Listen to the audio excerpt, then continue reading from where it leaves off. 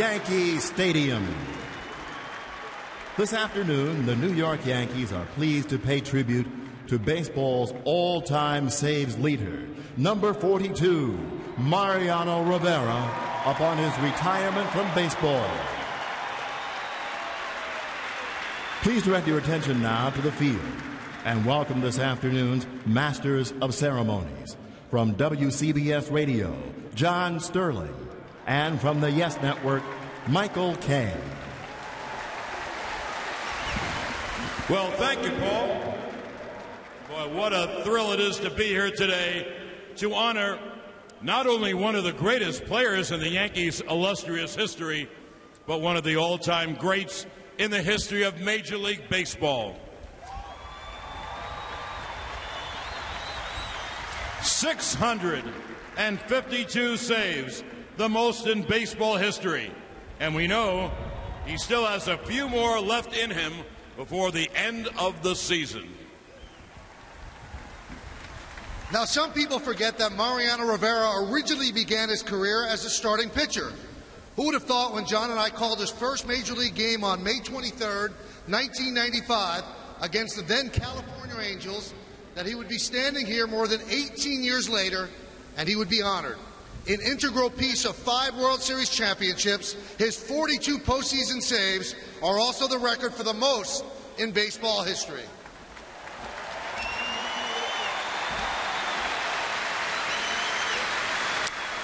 Well, as everyone here knows, today is a special Mariano Rivera Day at Yankee Stadium. But on this past Thursday, Congressman Jose Serrano from the 15th District in the Bronx paid tribute to Mariano at the state capitol in Albany. He said, and I quote, "Mr. Speaker, today I rise to pay tribute to Mr. Mariano Rivera. Originally from Panama, Mr. Rivera has spent 19 years working in my district, bringing great joy to the people of the Bronx and to Yankee fans around the world from his unparalleled success closing games for the New York Yankees. It's been an honor to have him work in my district, and I look forward to his continued success." In addition, Mayor Bloomberg has proclaimed Mariano Rivera will enter the Hall of Fame as the greatest relief pitcher in Major League Baseball history. Over the course of 19 spectacular seasons, all with the game's most storied franchise, the New York Yankees, Mo has saved more than 650 games and counting, an all-time record. Now, therefore, I, Michael R. Bloomberg, Mayor of the City of New York, do hereby proclaim Sunday, September 22nd, 2013, in the City of New York as Mariano Rivera Day.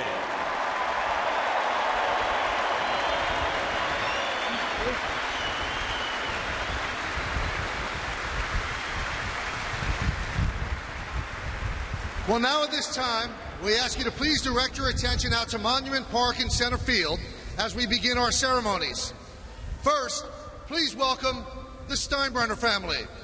Mrs. Joanne Steinbrenner, Hal and Christina Steinbrenner, Jennifer Steinbrenner Swindle, Stephen Swindle, Hank Steinbrenner, and Felix Lopez.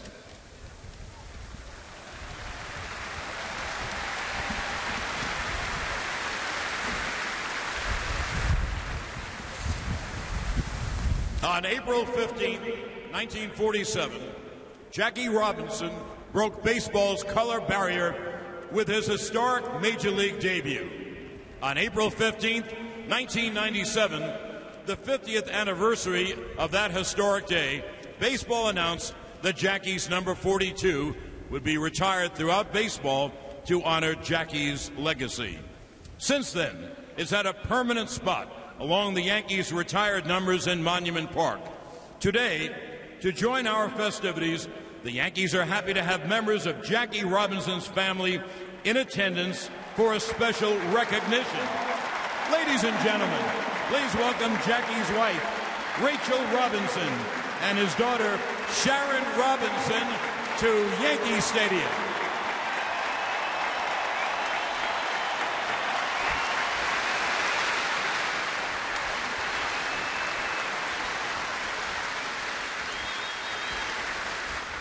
Now, the one caveat that baseball gave when they retired Jackie's number 42 was that any player who was currently wearing that number could continue to wear it until its retirement.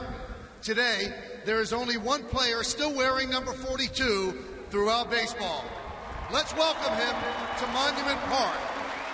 Joined by his wife Clara and his sons Mariano Jr., Japhet, and Jazeel, ladies and gentlemen, number 42, Mariano Rivera.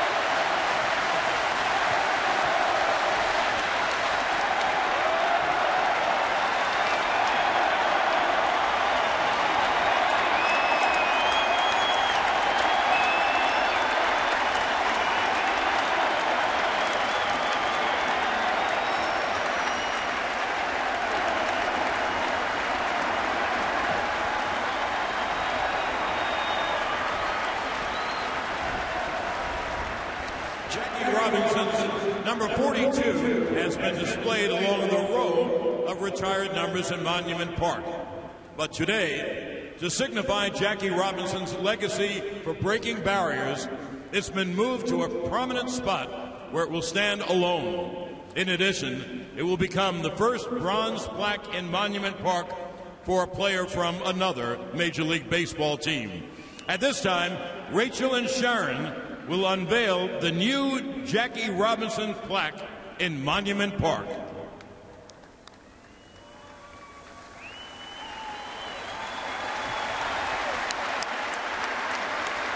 It reads, Jackie Robinson, number 42, uniform retired, 1997.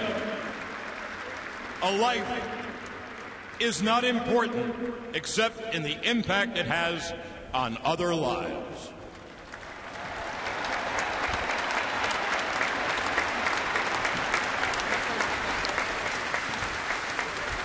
Ladies and gentlemen, Jackie Robinson broke down the barrier that made Mariano Rivera's phenomenal career possible.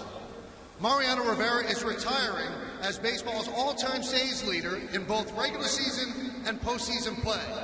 And even though the number 42 has already been retired throughout baseball, it is only fitting that today, Mariano Rivera's number 42 takes its rightful place alongside the litany of Yankee greats who have had their numbers retired.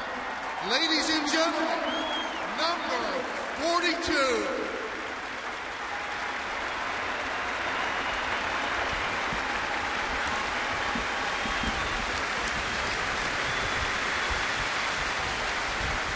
It reads, Mariano Rivera, uniform number retired throughout baseball in 1997.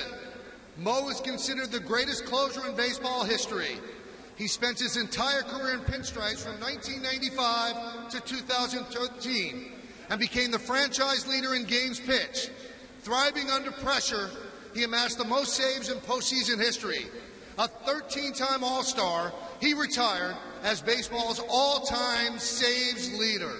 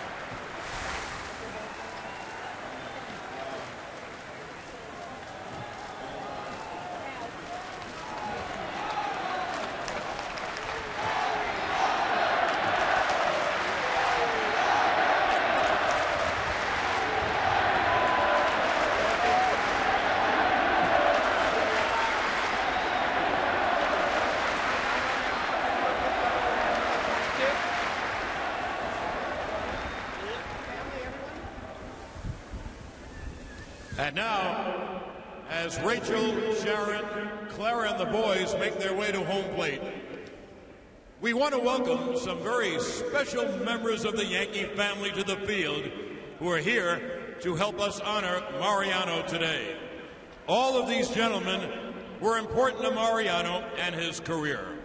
Our first guest was the Yankee general manager when Mariano signed out of Panama in 1990 and had a hand in helping build and mold the Yankees' past 5 World Series championships. The Yankees' senior vice president and special advisor, the Stick, Gene Michael.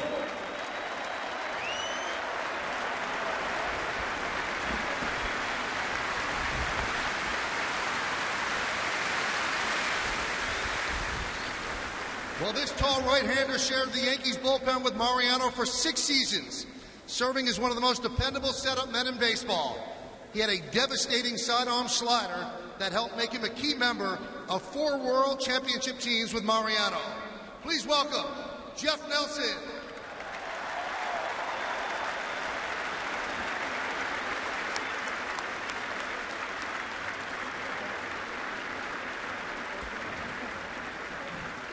This next guest was a key member of 4 World Championship teams, a 2-time All-Star while in the Bronx, and in 1999, he would forever etch his name into Yankees lore when he would pitch the 3rd perfect game in Yankees history. He was the winning pitcher in 20 games that Mariano got a save. Let's have a warm welcome for David Cone.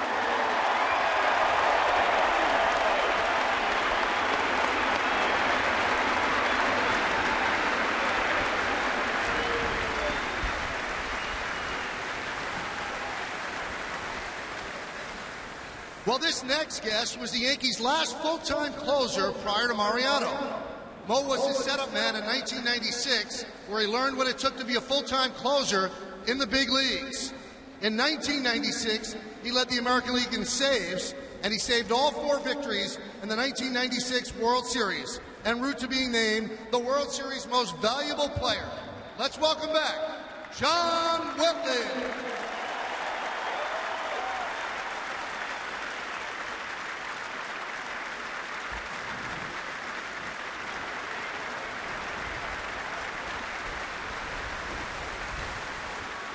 He came over to the Yankees from Japan in 2003 and was Mariano's teammate for 7 seasons. He had a huge hit in the 2003 ALCS Game 7 comeback, where Mariano pitched 3 scoreless innings to send the Yankees to the World Series. And his 6 RBIs in Game 6 of the 2009 World Series helped him earn World Series MVP honors and gave the Yankees the lead and allowed Mariano to close out the game for the Yankees' 27th World Championship. Ladies and gentlemen, Pettitte Matsui.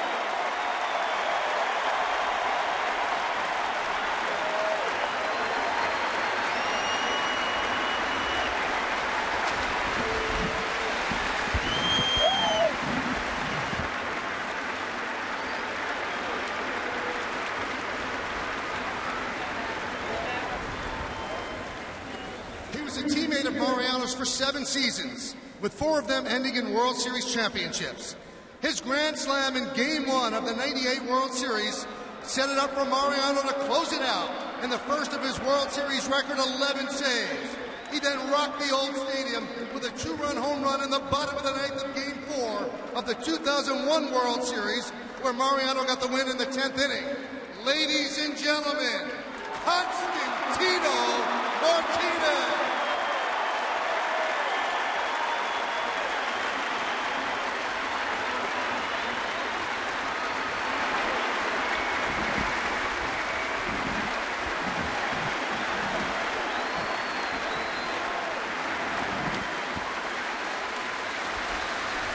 He was also a key member of 4 World Championship teams with Mariano.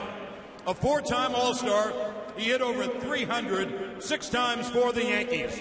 He played great defense in the outfield, and his leadership was integral to those 4 World Series championships. Let's welcome back the Warrior, Paul O'Neill.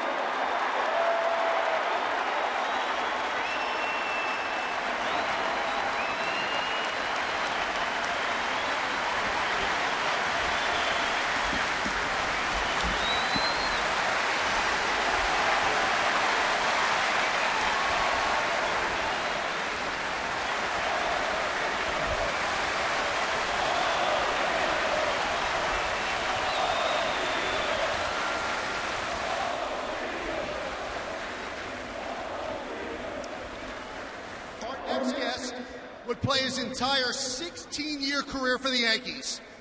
He's one of the great center fielders in Yankees history, and he ranks in the top 10 in Yankees history in most offensive categories. He was a 5-time All-Star, 4-time Gold Glove Award winner, and the 1996 ALCS MVP. Where Mariano has more saves than anyone in postseason history, this Yankee has more RBIs than anyone in postseason history. Please welcome Bernie Williams.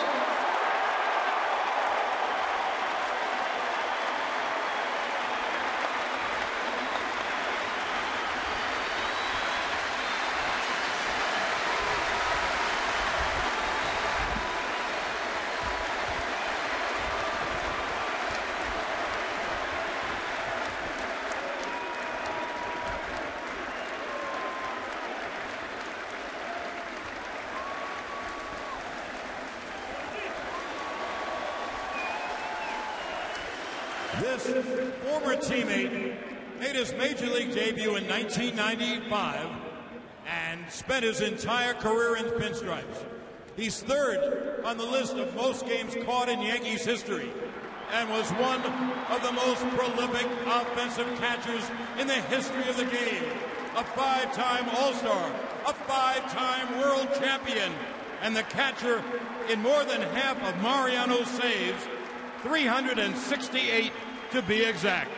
A fellow member of the Core 4. Here's Jorge Posada.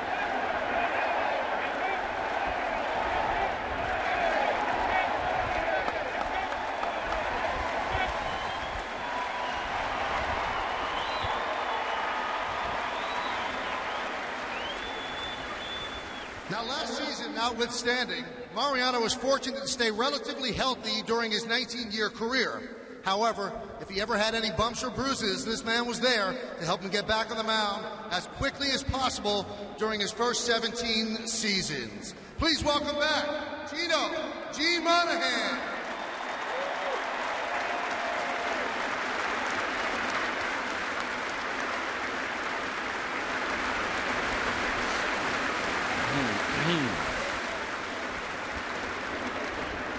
This next guest was Mariano's manager for 12 seasons.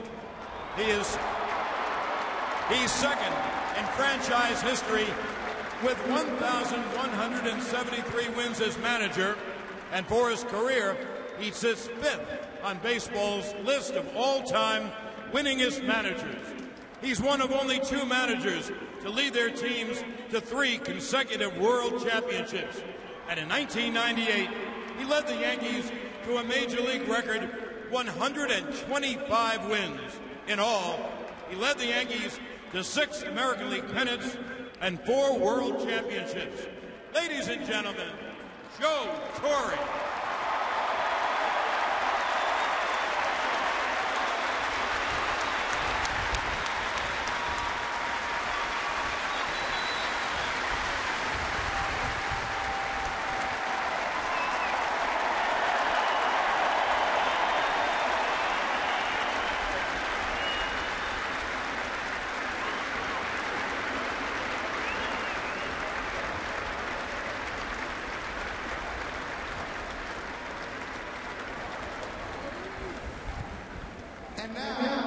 Let's welcome again, escorted by Yankee second baseman Robinson Cano, Jackie Robinson's wife Rachel Robinson, and his daughter Sharon Robinson.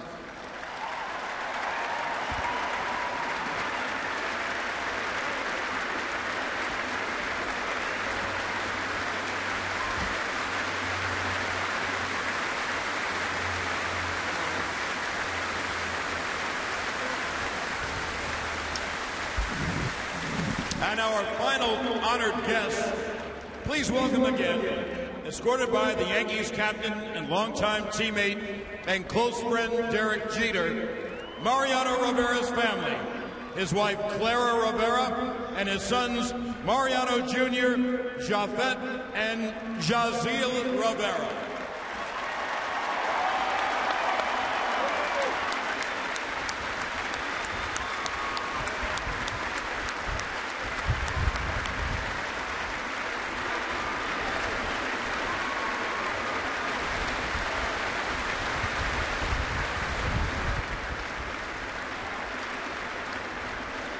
Ladies and gentlemen, at this time, we ask that you direct your attention to the video board in center field as we look back at the amazing career of Mariano Rivera.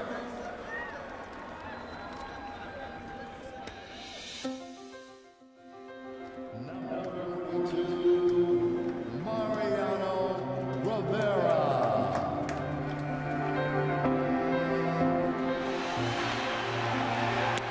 The greatest closer in history now has the most saves in history.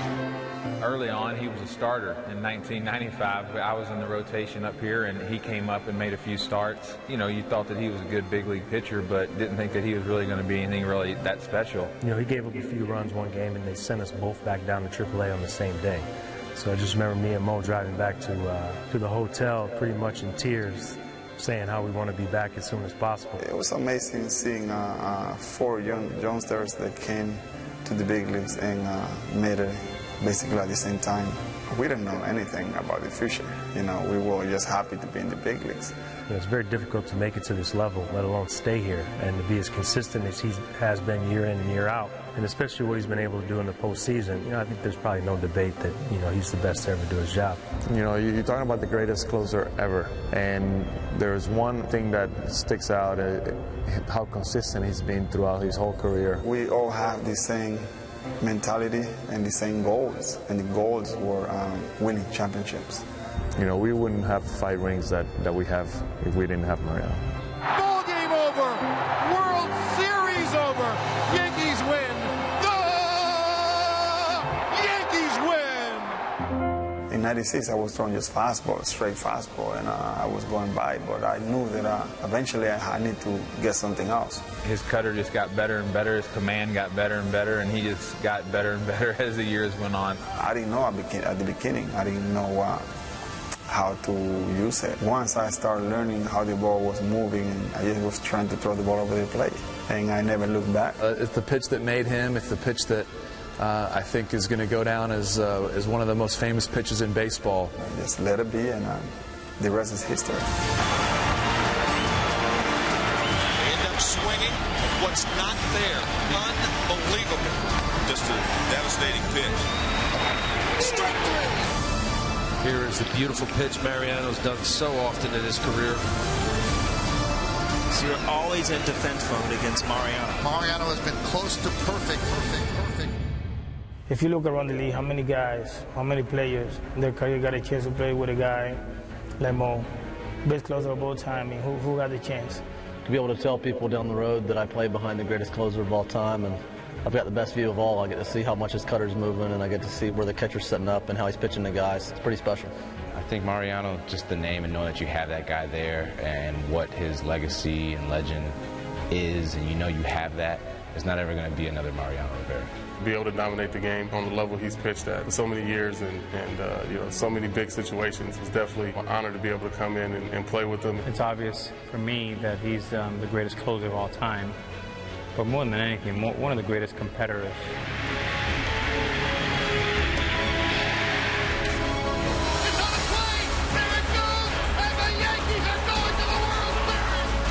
Mariano Rivera, the biggest hero of all, see his career progress and really not lose a step. He didn't. The last season of his career is just as good as every season he's ever had. There's a few things in Major League Baseball you'll probably never see. You'll never see another Cal Ripken. You'll never see another Cy Young. You'll never see another Mo. But just to watch somebody be so good, it's obviously going to be a huge emptiness for some of us being able to hear Enter Sandman at the end of the game and to know that we probably won't ever hear it again.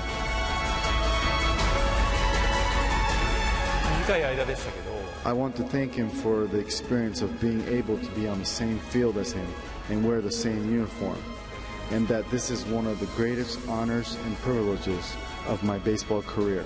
He's just one of the best guys I've ever known. He's a guy you really look up to and you want to be like. And has been in charge of that bullpen for year after year, and so many players have learned so much from him. We'll miss that guy. I'll miss watching him come in and just absolutely dominate the game like he has. He's the gold standard, and he represents the Yankees, as well as any Yankee in their history. Bottom line, the greatest closer that's ever played this game, and I'm fortunate because I had a chance to catch him in his dominance, to coach him, and manage him, and it was a real pleasure. To be able to share a lot of memories with someone for 20 years, it goes without saying that we're pretty close. So, I'm happy that I've had an opportunity to play my entire career with him.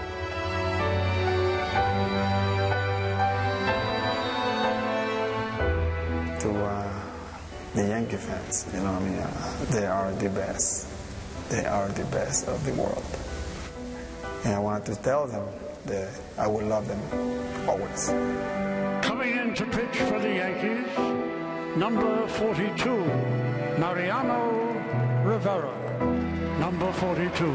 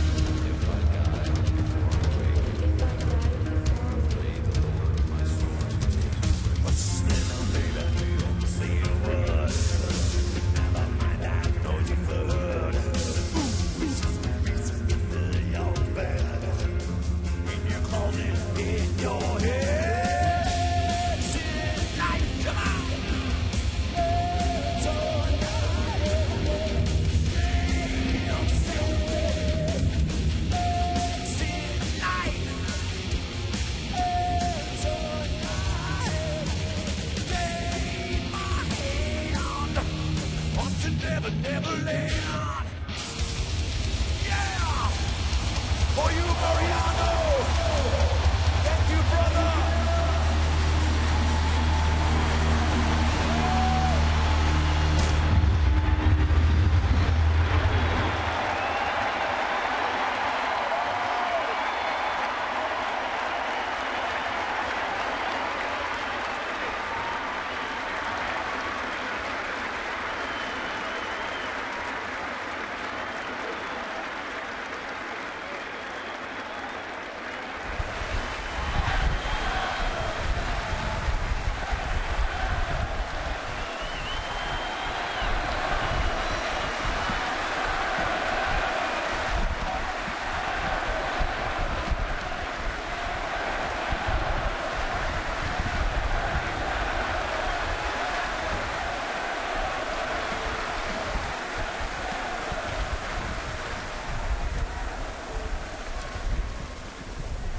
Well, in recognition of today's ceremonies, all guests received a special 8x10 Mariano Rivera Thank You Fans glossy, courtesy of Yankee Steiner Collectibles. Yankees value their partnership with Yankee Steiner Collectibles. Please welcome out to home plate the CEO of Steiner Collectibles, Brandon Steiner, to thank him for sponsoring this promotion honoring Mariano Rivera today.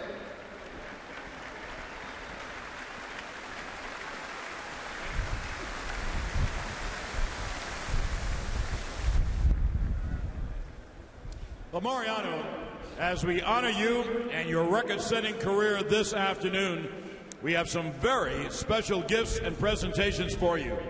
Now, the San Francisco Giants would like to make a presentation to you. Please welcome from the San Francisco Giants coaching staff 4 former Yankee players. Assistant hitting coach Joe LaFay.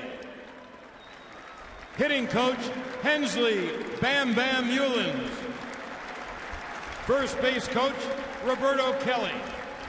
And pitching coach, the man who was the Yankees' all-time saves leader prior to Mariano, Dave Rags Righetti.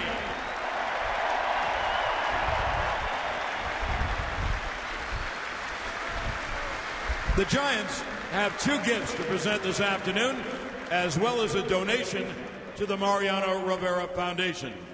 The first gift is a 16x20 pen and ink watercolor by local San Francisco artist Saul Levy. It commemorates Mariano Rivera's appearance at AT&T Park on June 22, 2007, where he pitched 1 2/3 innings to earn the save in the Yankees' 7-3 victory over the Giants. The second gift is an ESP LTD Kirk Hammett KH330 electric guitar that the Giants worked with Metallica to design in recognition of Mariano's entrance song. The guitar was hand-painted with the Yankees' interlocking NY logo, the number 42, the Giants' interlocking San Francisco logo, and an image of the Golden Gate Bridge. In addition, the guitar is autographed by San Francisco Giants Hall of Famer Willie Mays. From a current Hall of Famer to a future Hall of Famer.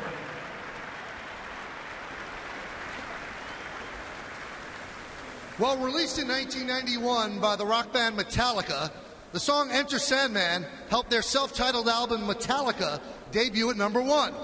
Although it was one of the most recognizable rock songs of all time, it gained even greater popularity as Mariano Rivera's entrance song over the years, letting the opposition know that the Sandman had entered the game. The Yankees are thrilled that Metallica is here today to celebrate Mariano with us.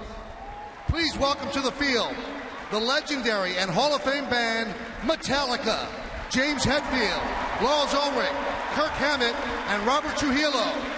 The band has customized one of their touring 4x12 guitar speaker cabinets for Mariano, a great pairing to go with his new Kirk Hammett guitar.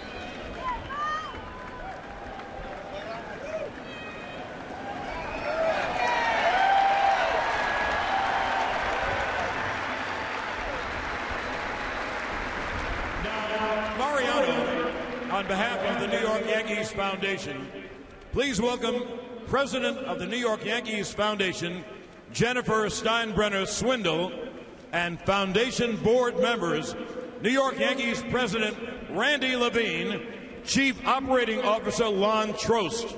They'll now present a $100,000 check to the Mariano Rivera Foundation, whose mission is to share with the community the blessings which God had bestowed on them and their family by providing scholarships to qualified youth and sponsoring youth centers and churches that implement educational programs which benefit underprivileged families in their communities.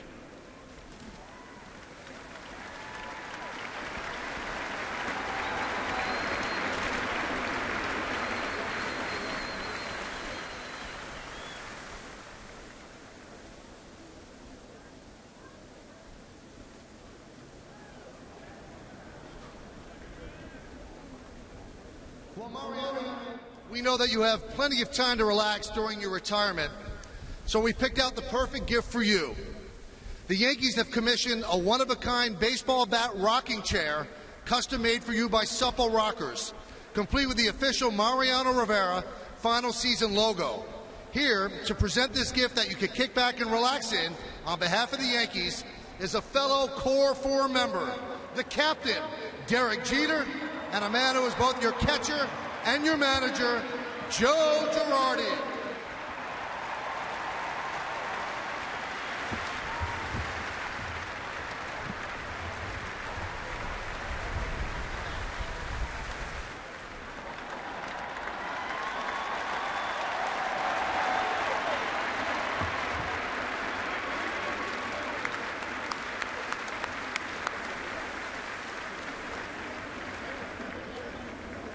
Earlier, your retired number plaque and uniform number were added to the exclusive collection in famed Monument Park.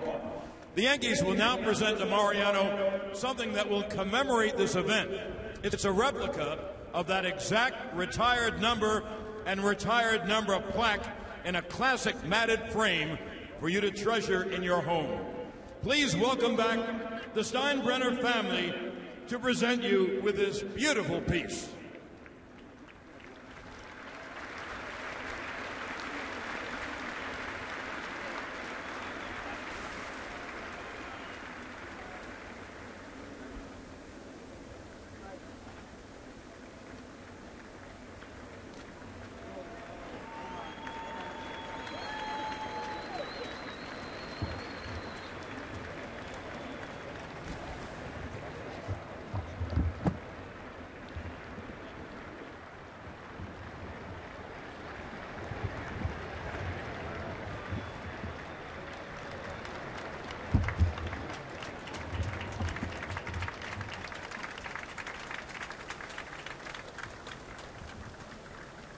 In addition, Mariano, the Steinbrenner family will present you with your final gift. Yankees have created a custom-designed Waterford crystal of your exact mitt. This crystal is an exact replica of the glove that you used this season with your number 42 on the back and your signature and the proverb Phil 413 on the thumb. In addition, there's a crystal baseball in front of the mitt with your final season logo, and the inscription on the base reads, Mariano Rivera, the greatest closer in baseball history, franchise leader in games pitched, baseball's all-time saves leader, 5-time World Series champion, last active player to wear 42, in recognition of your career in pinstripes, the New York Yankees, September 22nd, 2013.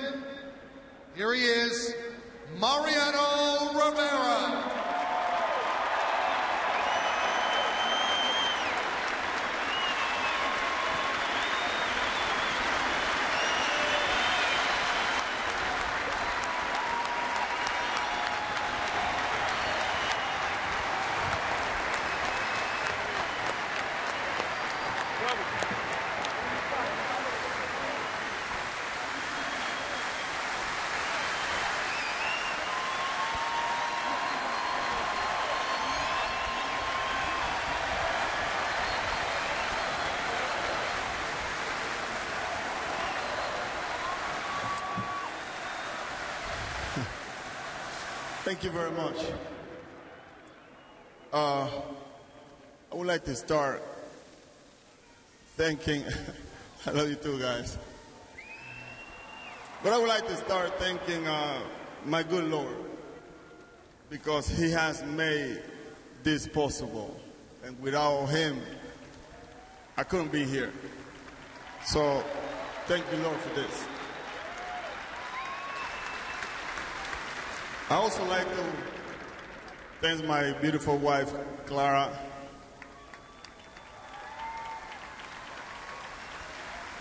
for the love and the patience, a lot of patience, and the kindness and the support that you have given me for all these years. I do appreciate that. Thank you.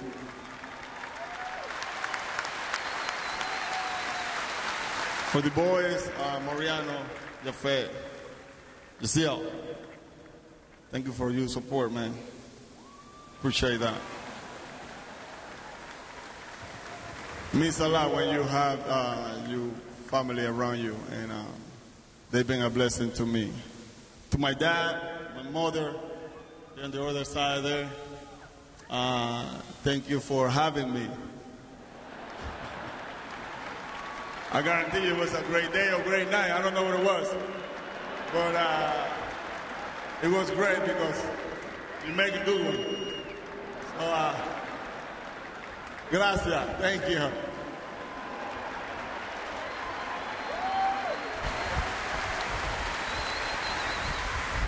To my teammates, past and present, I appreciate you guys, man. The Lord has blessed me with a big family, and all these men has been part of my family. And I thank you for every one of you guys individual for what you guys has been for me. I love you guys, and you guys special to me and my family.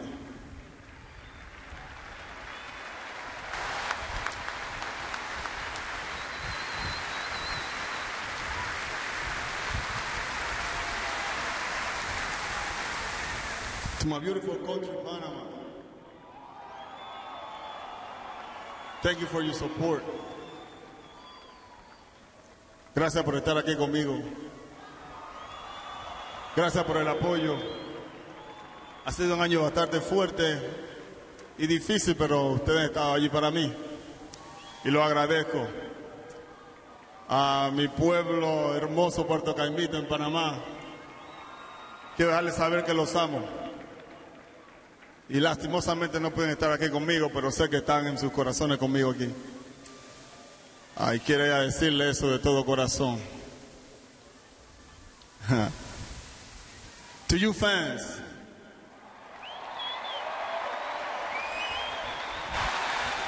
thank you for 19 years of support. Has been a great run, guys. You guys been amazing. And you always has been here for me and for the organization. And I would never forget that. You guys will have a part of my heart here in New York. And you have taken me like one of you guys. And I do appreciate that. I want to thank the San Francisco organization for being here and allowing me to compete against you guys. Thank you very much.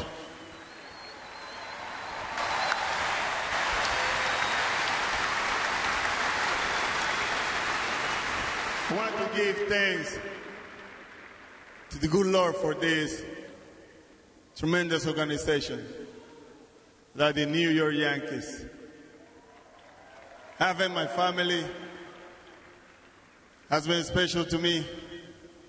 And this man that I wish he was here, Mr. George Steinbrenner.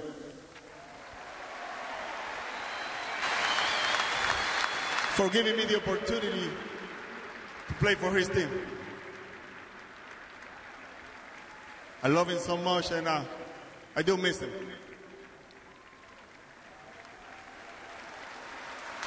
Rachel, I know that he's not here, and I would have loved to meet him. Mr. Jackie Robinson. But it's a great pleasure and an honor for me to be the last Major League Baseball player to ever wear number 42. Even though I didn't meet him, but he has been a hero and inspiration for me.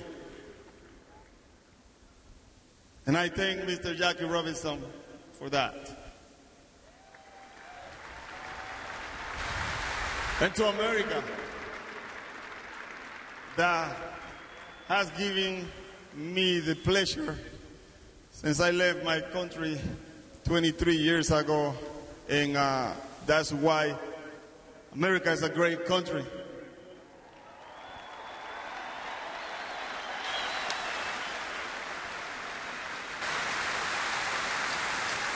The New York Yankees are a great organization.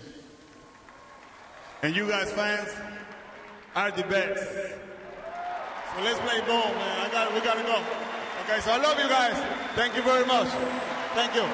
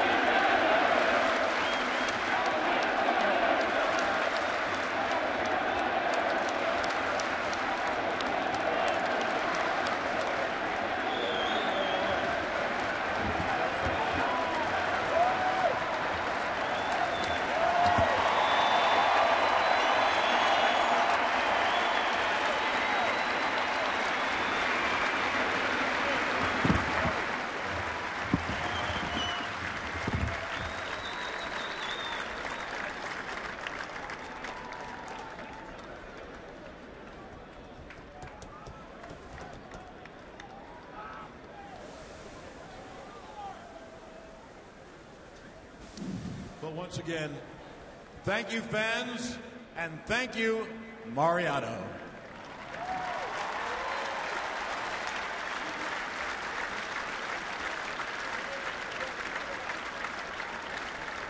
Well, it's going to be tough for me to watch ball games now and late innings starting next year and not seeing you come in from the bullpen. My favorite saying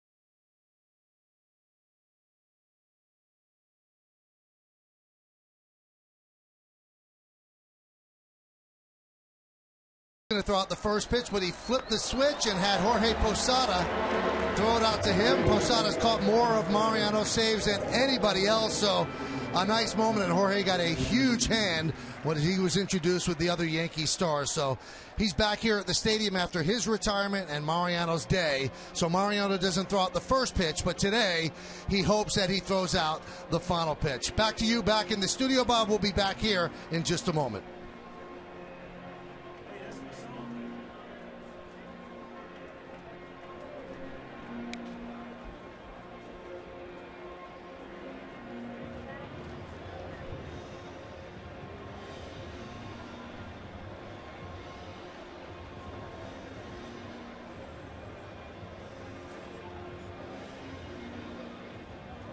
Robinson.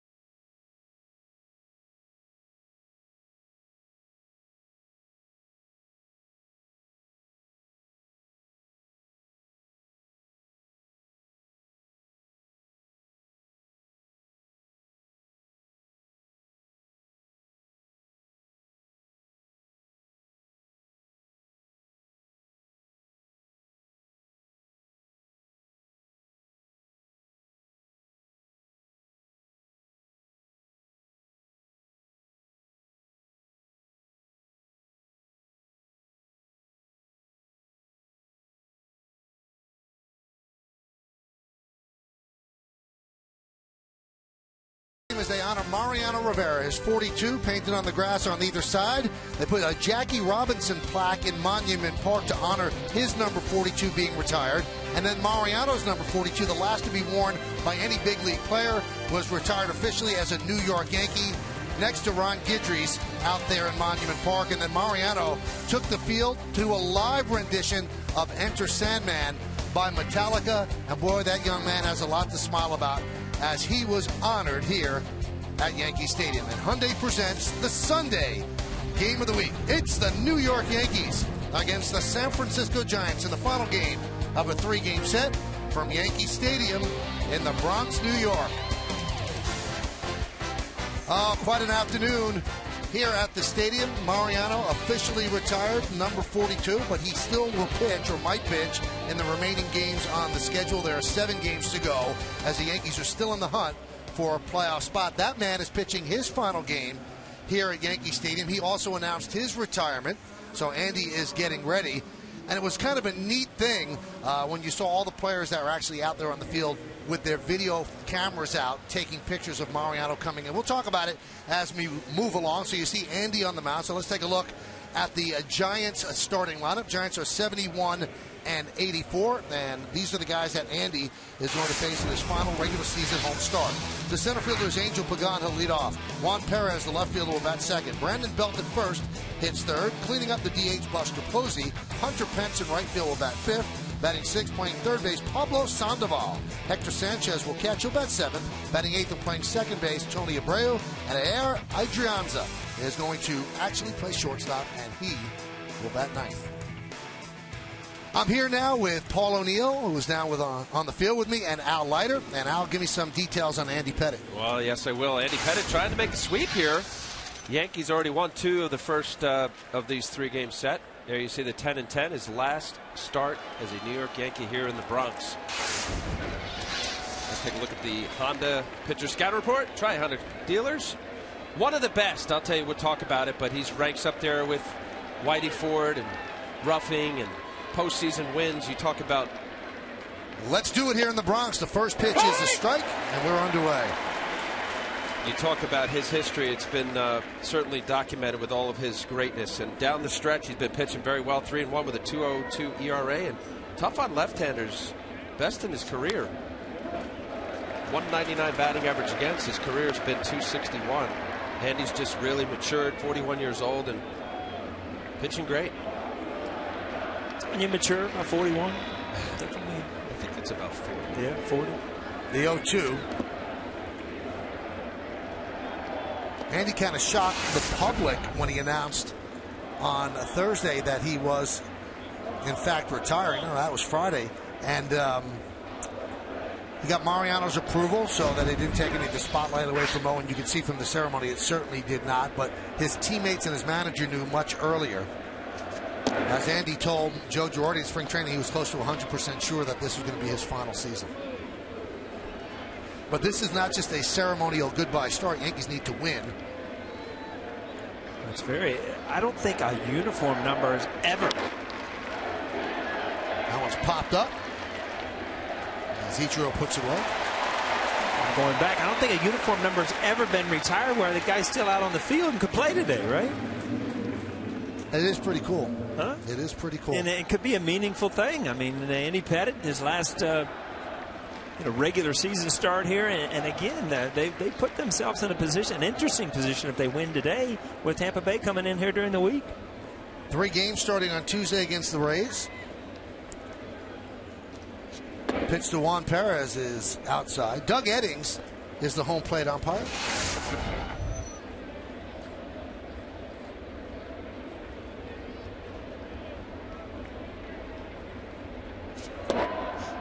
This is a sellout. You could not get a seat for this game.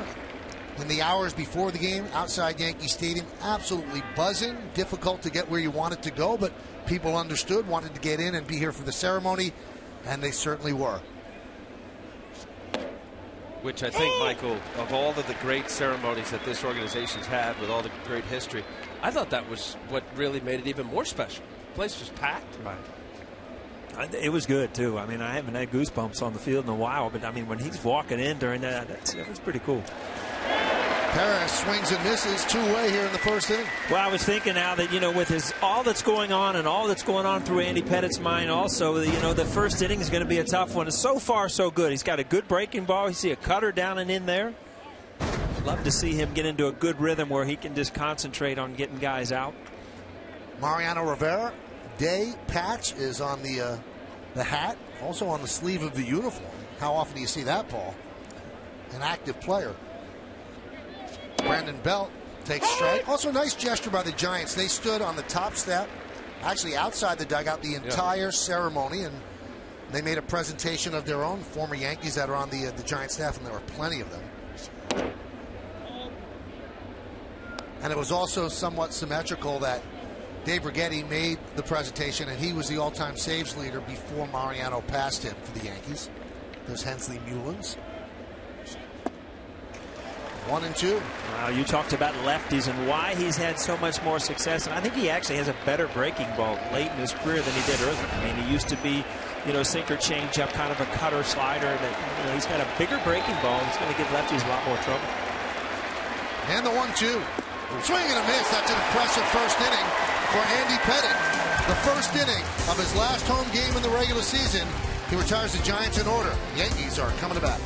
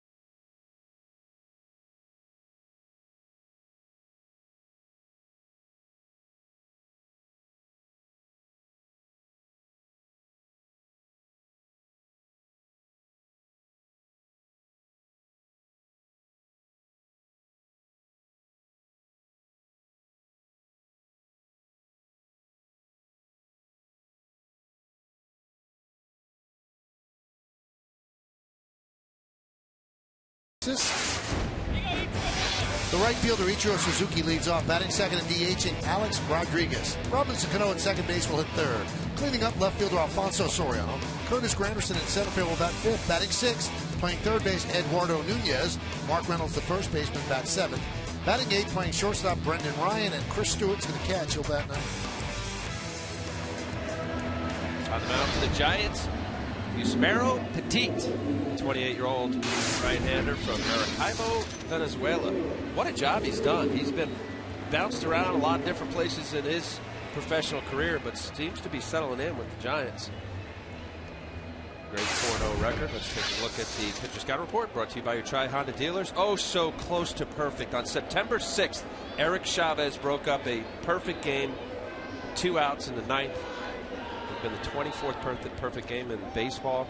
Ended up with a 1-hit shutout. No homers in 32 and 2/3 innings as a starter. Hasn't given up a home run. Just repeat that, Michael, because usually when you say something like that, Ichiro will go deep. Well, you know, I had to include that because here we are, Yankee Stadium, a lot of lefties, short porch, and found a home. I mentioned he's pitched well enough here in San Francisco to deserve to be in this rotation next year. You weren't here back then, Al, but Michael would say, you know, you haven't gone hitless in like 15 games, 0 for 5. You haven't done this. I did it. It just, whatever left his lips happened. Mystical powers is what you call it, right? Yeah. Or a black cloud. Yeah. Slip rock. Good luck, Chum. The 0-2. Fouled away. Well, Paul, you were standing on the field. What was it like? You know, you were down there also. I mean, you couldn't ask for a better day. The excitement. I mean, just the Yankees did a great job bringing, you know, Metallica in. I got goosebumps. And just sitting out there with guys that were a big part of you know, what happened in the past and now in uniform. I mean, it was really cool. I didn't think that there was much they missed. Coming back to think about it. Paul, you got a big ovation. Yeah? Yeah. They like you. It wasn't the microphone? You. No, it was you. I thought you turned the mic up when I got announced or something. I didn't even get a chance to introduce you. It was didn't Sterling. Yeah. Usually you like to throw something out there for me. Yeah. This gave me goosebumps to see guys that have been at the height and champions, and they wanted to record this on their phones. You know what? I had a big issue too. See, I'm trying to find it, make it go video. Why will you not go video? I want a video right now. Tell the truth. He's trying to figure out how to email right now. Tino's looking over like you. I can help you if you need it. Now it's driven to center field. Pagan will make the play. Why don't we check out the Giants defense presented by Geico. We've got Perez in left, Pagan in center, and Hunter Pence in right. Infield it's Sandoval, Adrianza, Abreu, and Belt, third to first. Sanchez behind the plate. And Pettitte is on the mound. So Pettitte against Pettitte. It's funny because Jeter always used to call Pettitte Pettitte. Yep. If you look at his name, so we got Pettitte against Pettitte today.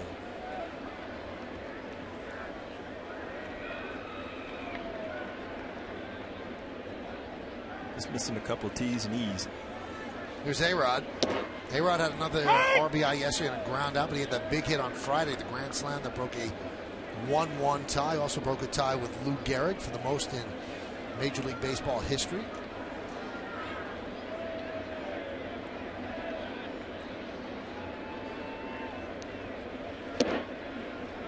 Good breaking ball there.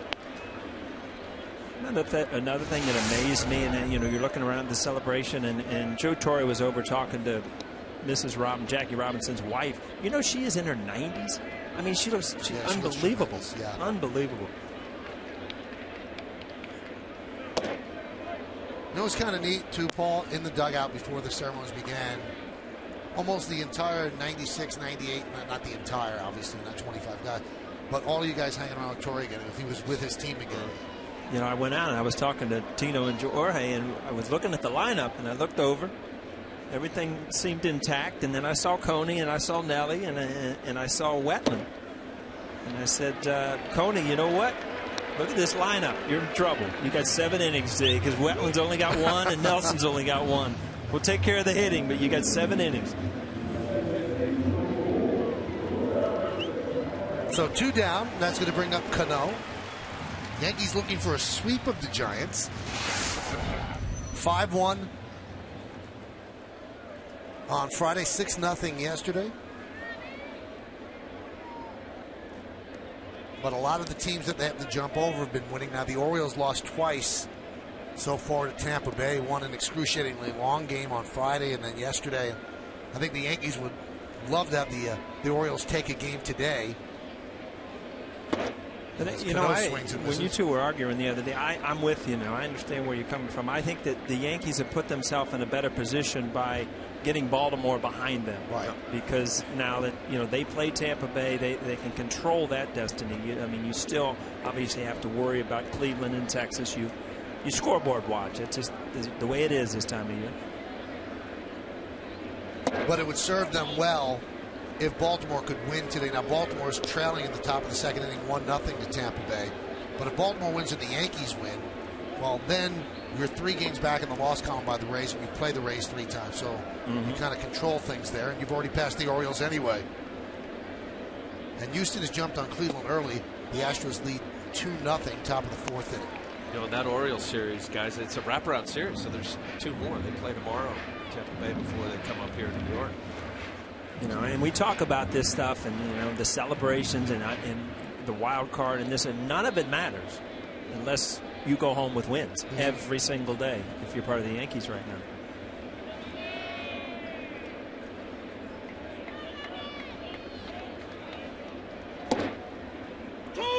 2-2. Yankees baseball available in Spanish by hitting the SAB button on your remote. SAB is brought to you by Infinity. I needed that down on the field, Michael.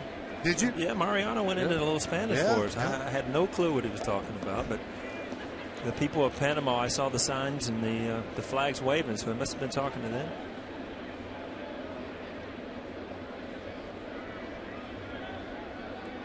The 2-2. I thought it was also fitting at the end where he said, I wish George Steinbrenner was here. That was awesome. That was really nice. And, you know, George Steinbrenner's family behind everybody and making the presentation. A $100,000 check to Mariano's organization. But for him to mention George Steinbrenner, I think meant a lot to everybody on that field.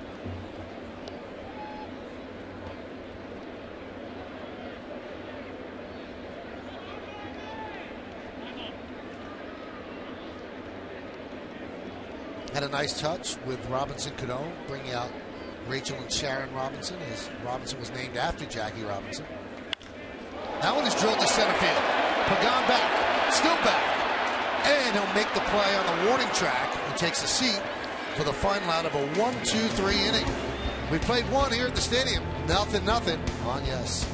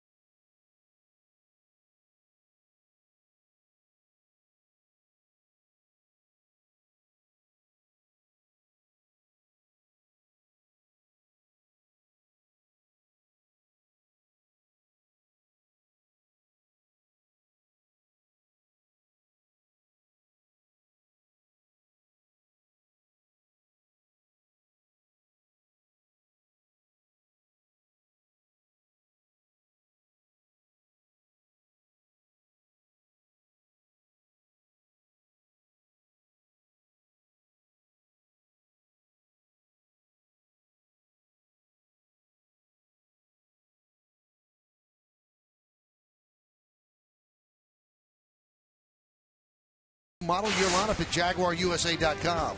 Our New York Yankees appetizers, these delicious mini bagel hot dogs and pretzel nuggets, are available at ShopRite and your local grocer. And by Dodge, visit Dodge.com or your local dealer today. Metallica jamming during the Mariano ceremony, so a live version of Enter Sandman. Buster Posey takes up and away.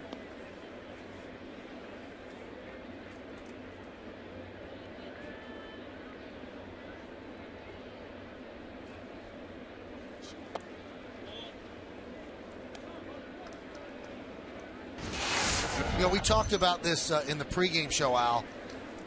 Is Andy thinking at any point right now that this is his final game, or is he so locked in that that's not even entering his mind? Right now, there's no doubt about it. It's not entering his mind, Michael. He's such a competitor. You just look at him, the way he just peers in and knows what he wants to do, has a great game plan. But I would hope that maybe this game would dictate for him to step back, look at this big crowd, reflect just momentarily, just about what a career he's had. I mean, think about it, guys. You know, once upon a time when he was drafted. Ground ball is short, Ryan. You know, we all think, you know, our careers are going to be whatever they are, but he was a 22nd round draft pick in 1990 at a Deer Park High School.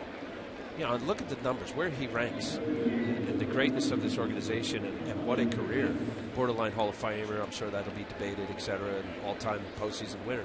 And I think, Michael, and I don't know how you were, Paul, I know you had the great moment during the World Series, and that was awesome. You talk about hair raising on your back. I think players don't get an opportunity to really take it in.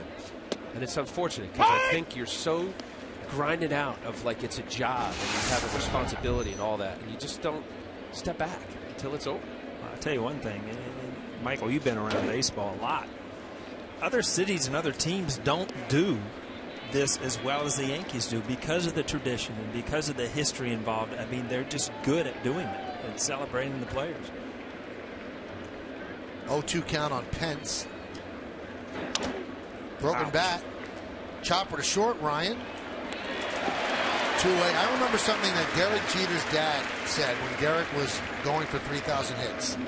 He said, I really have tried to tell Derek, don't think so much about the destination, but enjoy the journey. Enjoy getting there, he said. And for some reason, athletes have a hard time doing that. Because of the scrutiny and the pressure and all the stuff. You know, I couldn't tell you how many times people would say, go on, have fun. You're playing baseball. Have fun. Well, not the worst thing. I mean, you mean it's only fun when you win, or it's only fun when you do well. There's no fun when you strike out and lose the game. It was a job, and unfortunately, Michael, that's the way. You know, if you cared about it and you had that kind of focus, it was hard to enjoy sometimes, truthfully. But Paul, I wanted to second what you just said. The Yankee organization, I mean, it's the envy of all for players to look. Aside from the run that you guys are part of, and as a fan from the 70s, and then of course the 60s and beyond. But how they treat their players, their ex-players, the tradition, the pride, all of that stuff that you learned as a youngster. I know you didn't come up through the minor leagues. I did. You bought in. You felt it. Mm-hmm. And now with the way they passed the baton, I thought what was cool about this, Michael, is that they didn't need 70s. They didn't need the 60s guys. They didn't. And as great as that was, and there's grandparents here that would love to see Whitey and Yogi and all that. It's Paul O'Neill now. It's Tino Martinez. It's that gave enough fans here to get their goosebumps. Reflect on that great tenure in the late 90s and early 2000s. And it was important that everybody that was announced was connected to Mo, because Yogi's in the house today. He came to the game. He's watching this, and Reggie Jackson's here. So it was just about that team that played with Mo, a connection to Mo, and I thought that was special.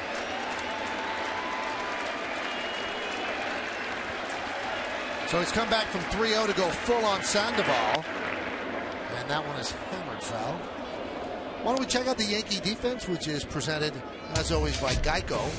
You've got Soriano, Granderson, and Ichiro left to right in the outfield. Nunez, Ryan, Cano, and Reynolds third to first.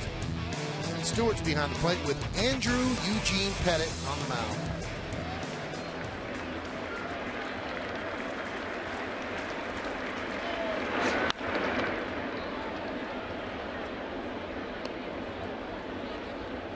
And to show that there was no form, way, shape, or form that Andy took any spotlight away from Mo, as the ceremony was going on, Andy Pettitte and Larry Rothschild trudged out to the bullpen. unnoticed. Nobody even saw as he was going to warm up because he has a job to do there. The 3-2. Fouled straight back. That's bad judgment right there, Michael. That ball was 50 feet from this booth, and you're reaching out there. I just didn't want to flinch, you know, so I did the complete opposite. Either you had a big glove as a little kid, or you can't judge a fly ball.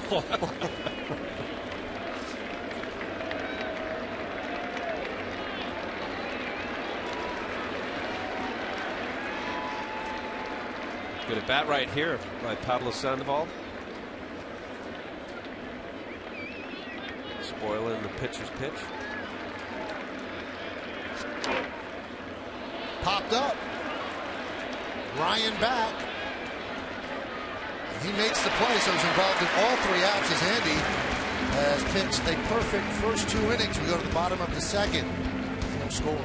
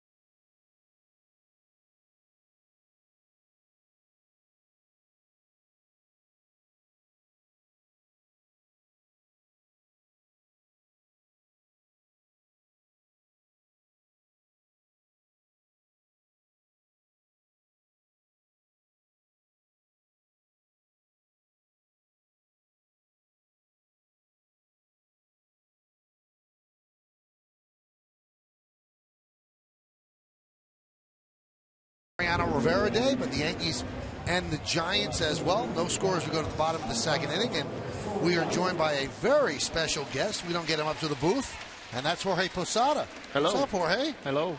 So that's all you got to say. Hello. That's all I got. I saw your food back here, by the way. Don't be putting your hands in there.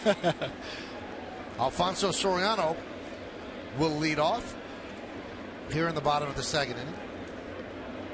Now, before we talk about Mo, I thought it was a toss-up between you, O'Neill, and Bernie for biggest hand. Who do you think? Who do you think wins that? You or O'Neill or Bernie? Bernie don't know what happened. Bernie he didn't even know where he was. They escorted him out. So that's out of the way. Fly ball left field.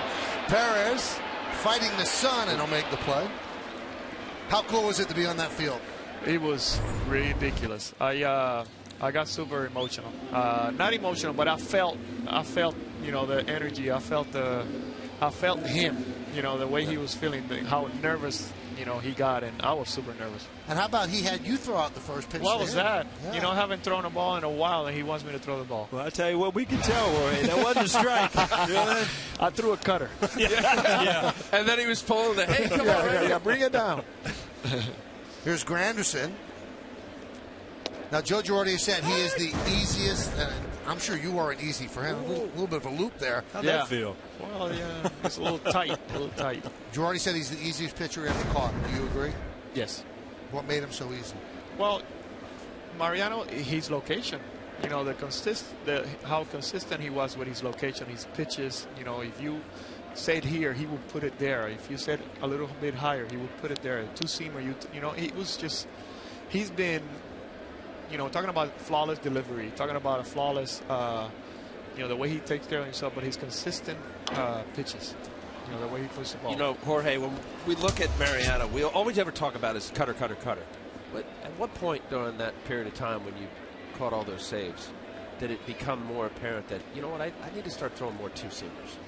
Well, he started throwing more two-seamers to right-handers. Right-handers were hitting well. They were pinch hitting right-handers to him, and we started throwing more two-seamers. He started, Mel Stottlemyre taught him a different grip of a two-seamer, and I mean, that ball was really, really moving, really getting in on right-handed hitters. Maybe that Edgar fella out in Seattle kind of started. Edgar, Manny Ramirez comes to mind.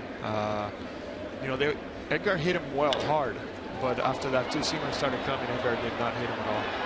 Gramson with a fly ball to left, and boy, is Perez battling the sun out there. I tell you, this time of the year, you can even see the flagpoles on the field. It becomes very hard with the angle of the sun. I tell you, it's a bad feeling. You didn't have that as a catcher, Jorge. You never lost balls in the sun. Well, you got a foul ball, you know, right over here. Yeah, you get, you know, not now, but during the summer, he was tough. I was talking to Jorge in the dugout, and he said that O'Neill and Leiter have the best gigs in the world, and you'd like some of this, right? 23 games, maybe? Yeah. Maybe we wouldn't even need an SAP button. You could do it in Spanish at the same time. Maybe 3 games. How about that? Nunez with a high pop-up to left field. Jorge, you could stay another half inning, right? Yeah, that wouldn't be a bad deal. Come back and have some pizza with me. I'll be back. We've played 2 here at the stadium. There's no score.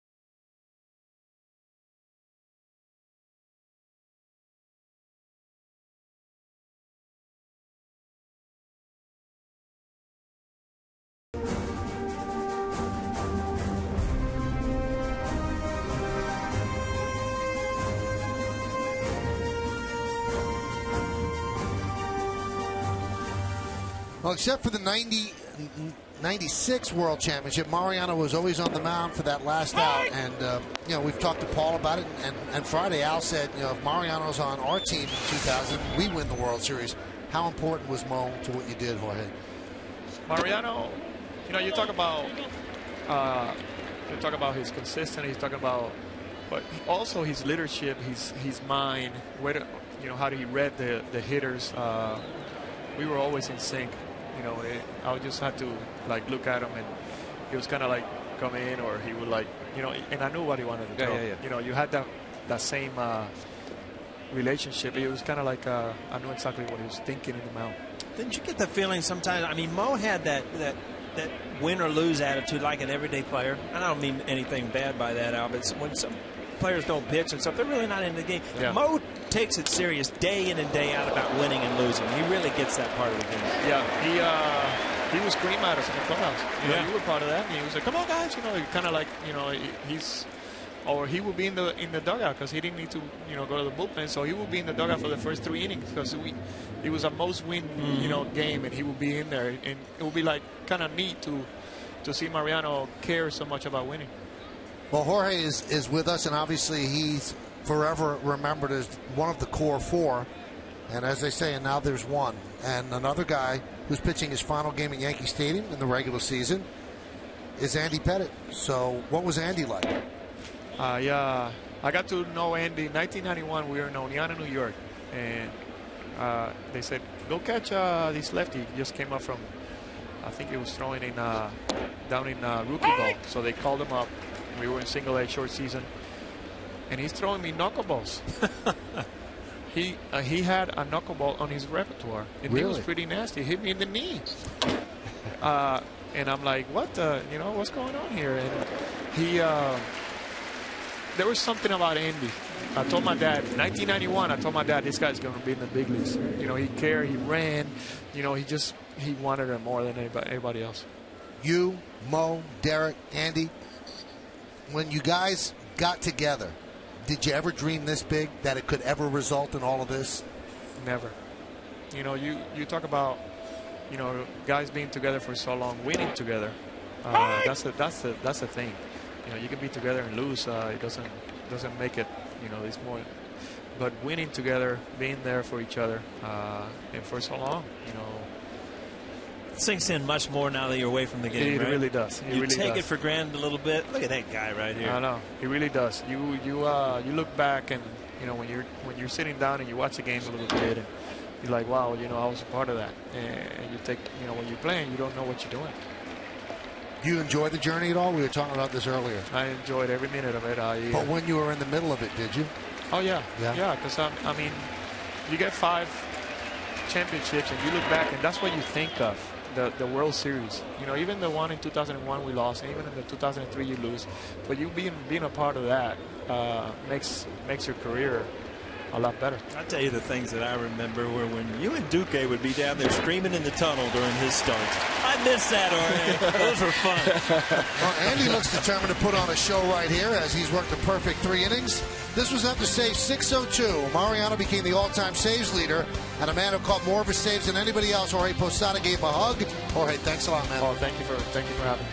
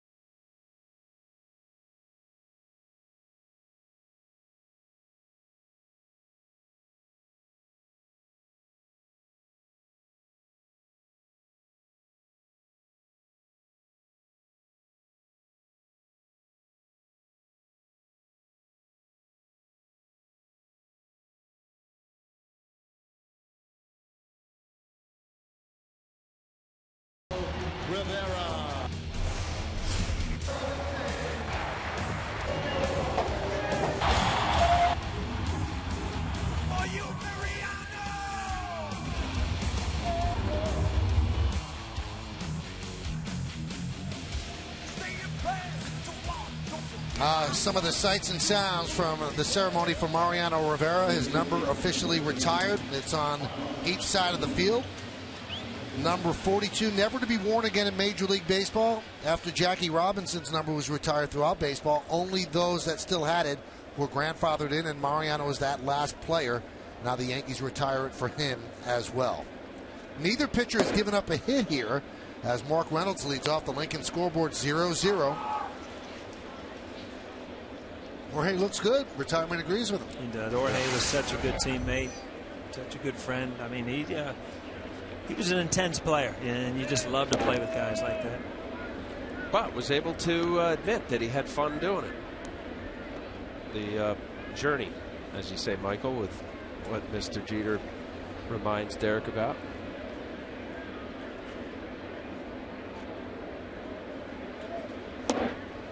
There's a strike.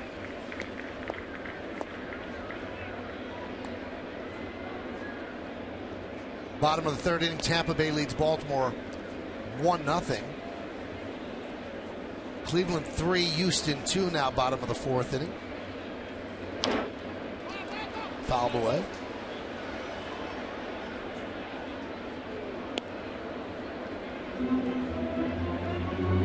It'll be the bottom third of the Yankee order, Reynolds, Ryan, and Stewart.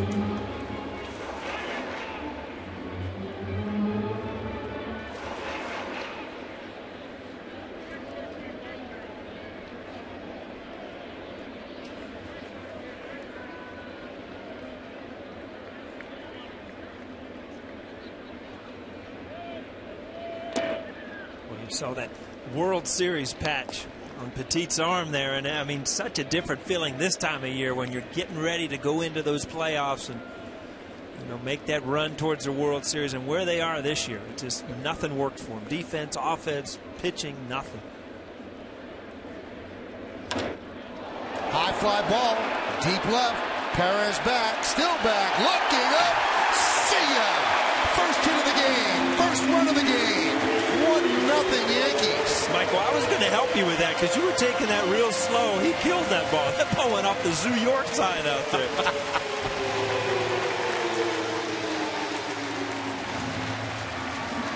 Tell you, Reynolds, he's got that home run pop. He's got that swing, that slide uppercut. When he does connect, not much doubt about it.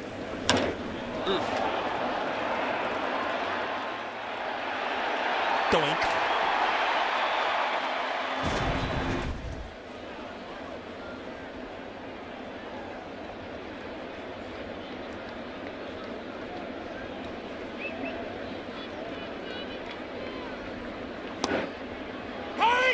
There's a strike to Ryan. You paid Ryan quite a compliment. I mean, just you're so impressed with this guy's defense. Wow, he can pick it with anybody I've seen in a long time. Obviously, he has to hit a little bit more, but he's pretty special with the glove. Pops that one up, and a nice play by Abreu on the run in foul territory for the first out. Well, you look at Brendan Ryan. You could have a guy that maybe he's not a 250 or 70 hitter. Brandon Belt coasted back, but that's, you know, look, you get a chance to solidify the defense, and there's no doubt, Michael, you're right. I mean, for a window of about a 4 or 5 year window, Brendan Ryan, he was the best fielding shortstop. It's like the helmet there. I know nothing. I see nothing. I don't think he knows you're in the house. I tell you one thing though, and to your point now is, you know, you can take your shortstop's offensive numbers if you can make it up somewhere else. Yeah. And you know, if you've got a guy, a second baseman that's going to hit 30 home runs and drive in 120, is Robbie Cano on the other side of the infield. I mean, you can play a defensive player and just have that be one of your strengths. Stewart pops it up. And out of play. I mean, in truth, guys, I know that, you know, this is late in the season, but it really is remarkable that the Yankees are still where they are. With all of the, you know, to not regurgitate the injuries and what's transpired, but some of the moves that were made, like Cashman, Ryan for sure, Mark Reynolds, you see the offense picking up. the last 3 games. games. To be honest with you, regurgitate. I never thought on this telecast coming in today I'd hear that. Well, that's not that sophisticated. I don't think you meant it was sophisticated. Well, we could regurgitate the numbers and those who were hurt and DL and all the stuff that's transpired through this season. The 2-1. I think the organization as a whole has done a good job in replenishing what needed to be replenished as the season moved on. And everybody has worked together to bring people in, and here we are, and there's 7 games left, including this one, and they've still got a shot. Is it a great shot? No, let's be honest, not a great shot right now, but it's a shot. And with all the man hours they've lost to injury, the fact they have a shot is pretty special. That one is lined to Adrianza for the second out. I tell you what, if you don't go to the game or you don't see the game, you still wake up in the morning or you go on your iPhone and you check the score, because you still know that the Yankees, if they can finish out, you still want to know if they won or lost, because if you're a Yankee fan, you know in the back of your mind there's always a chance. Well, and the fact that they are now having an opportunity to go 3 games against Tampa Bay, and I'm with you now, the fact that the Baltimore Orioles are behind the Yankees, along with Kansas City is also behind the Yankees, they only have Cleveland and Texas in front of them, with Tampa Bay leading the way. That's great. 3 games straight ahead with the team that's the wild card winner so far. But the Cleveland team is the one that scares you a little bit, because you're 4 behind Tampa Bay in the loss column, and you have 3 games left with them, so you don't control things in that way. And Cleveland has an easy schedule. Yeah, but you do remember now there's 2 wild cards. So if Cleveland, just right, but Cleveland has the easiest schedule. Yeah, stretch right in, then you just do it any way you can. But again, going back and winning every single day is the only opportunity you have at making this fun.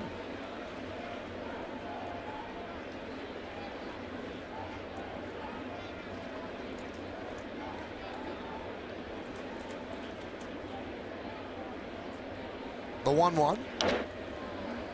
Just looking at the schedule, guys, who would have thought with the Houston Astros going to the American League, the last 3 games the Yankees down in Houston will have playoff implication, while watching Cleveland up in Minnesota for their last 4 games.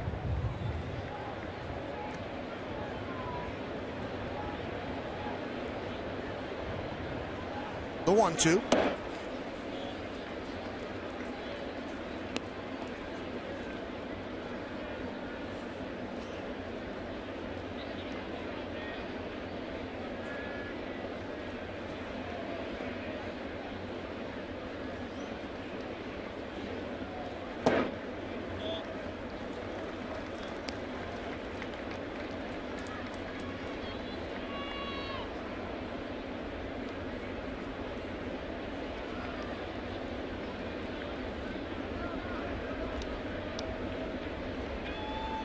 And the 3-2 pitch.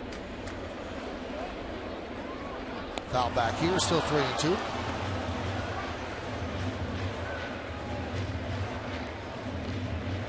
Andy Pettitte has a 1-0 lead now after 3.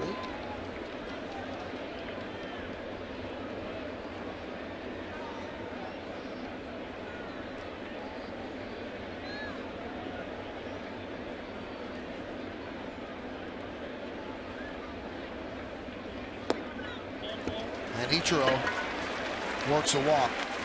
As fans, we sit here and go, okay, Mariano's retiring, and that's sad for us because we don't get a chance to watch him anymore. Andy's retiring. But for the person, it's got to be gut-wrenching. And all I could think of is you, Al. You decided to retire after a spring training game. Yep. You just wanted that one more. You pitched for the USA, yep. And Torrey took you out, and you got emotional when you came out of the game. Completely. I mean, it's like, I don't want to be too dramatic. It's almost like dying twice. Yeah, you don't know how you react to it. And I guess in my case, it certainly didn't have a tenth of the career of the guys that we're honoring here. But it's a long look. 23 years, 19 seasons in the big leagues. There was a lot of ups and downs and good moments, great moments, bad moments. And I felt it, yeah. And that spring training game, as you described, and the one that was really that hit me was Gil Patterson, who's the pitching coordinator for the Yankees, came over to me, and I broke down because he was there with me and Oneana and all through the system, and a good friend. And then Gator comes out and takes me out, and and Ron Guidry was in the rotation when I first got to the big leagues. How great is that?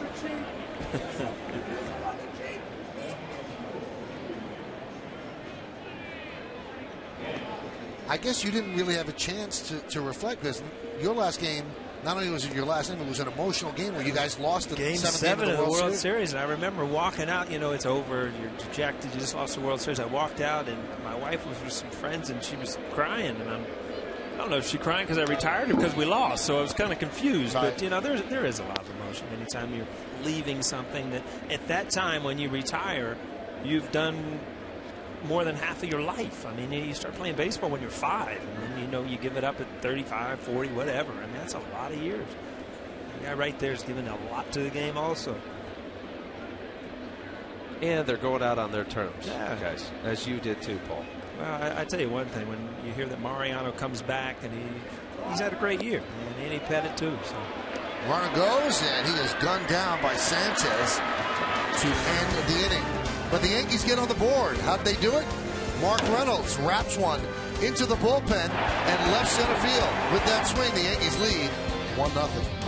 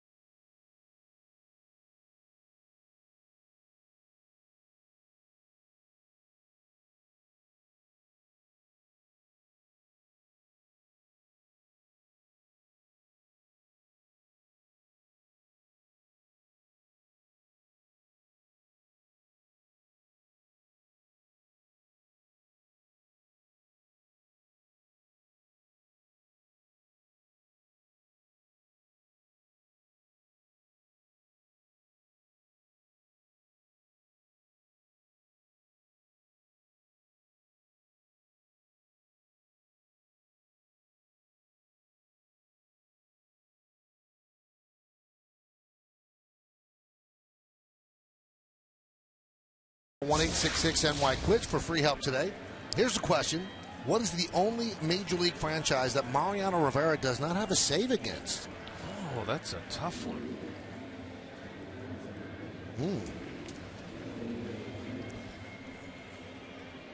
Now, he has appeared against every franchise. One of them he does not have a save against. No, the Yankee. Go ahead. That's not the obvious answer, right?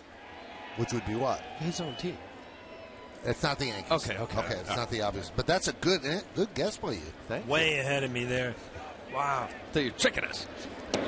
Pitch to Pagan is outside. Yankee scoreboard crew has done an unbelievable job. As you see, the Benjamin Moore scoreboard, 1-0 Yankees. Between innings, they're playing tributes to Mariano from everybody. At Magic Johnson up there and Don Mattingly and members of the Red Sox. This past half inning, they had football players. And they had Tom Brady, and the crowd booed. Then they had the Jets quarterback, Mark Sanchez, and the crowd booed really loud.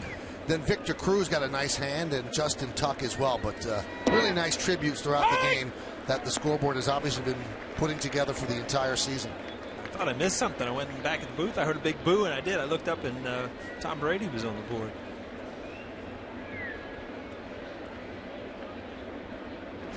That's one of those admiration boos. Yeah. I don't think Sanchez, that was an admiration boo.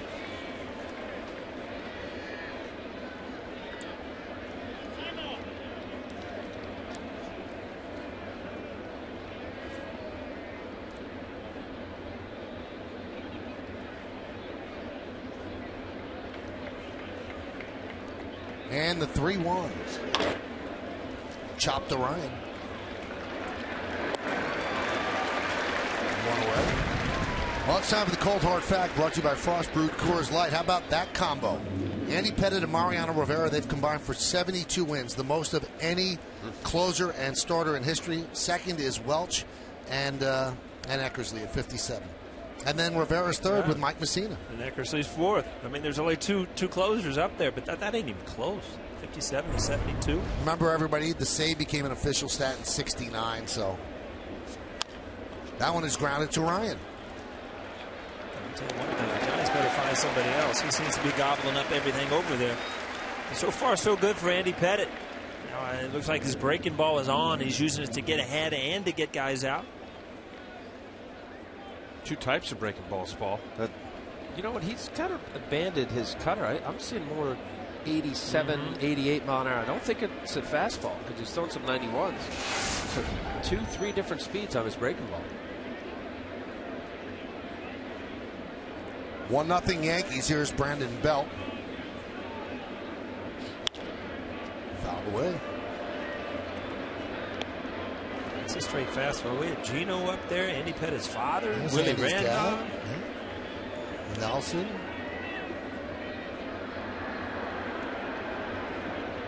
Willow.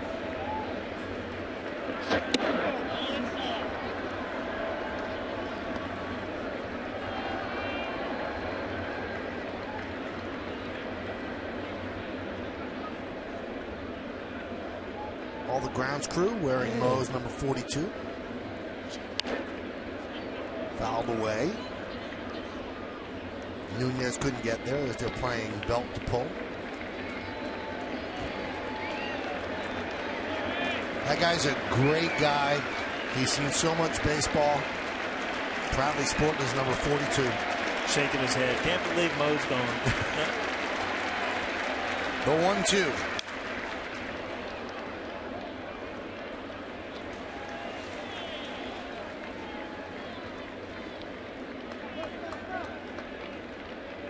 Usually as a lefty, he got a good fastball to hit there. He fouled it off. You gotta imagine you're going to see something spin away from you. They're breaking ball with that cutter away.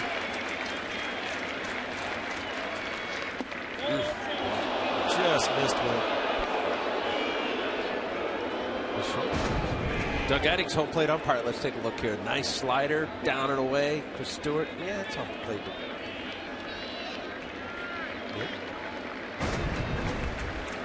The 2-2. 3-2.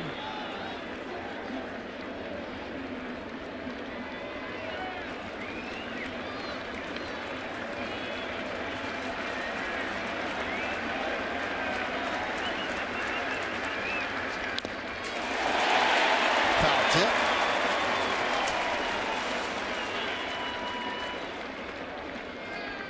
He's been a rock his last 8 starts. He hasn't had much support. 3-1, 2.02. Really, he's been the Yankees' best starting pitcher.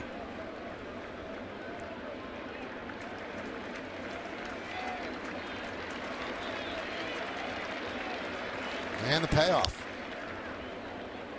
It's the at-bats that have to frustrate you as a pitcher, too, Al. I mean, guys just battling up there, but it just, you keep having to throw strikes. You keep having to throw good strikes because he's on your pitches, and your pitch count goes up. And he's fighting off the good pitch, and that's the one where you get a little bit concerned because you said if he's fighting off the good one, I got to keep executing. Strike 3, Belt down looking. Andy wins that battle. 12 up, 12 down. We go to the bottom of the 4th inning. 1-0 Yankees.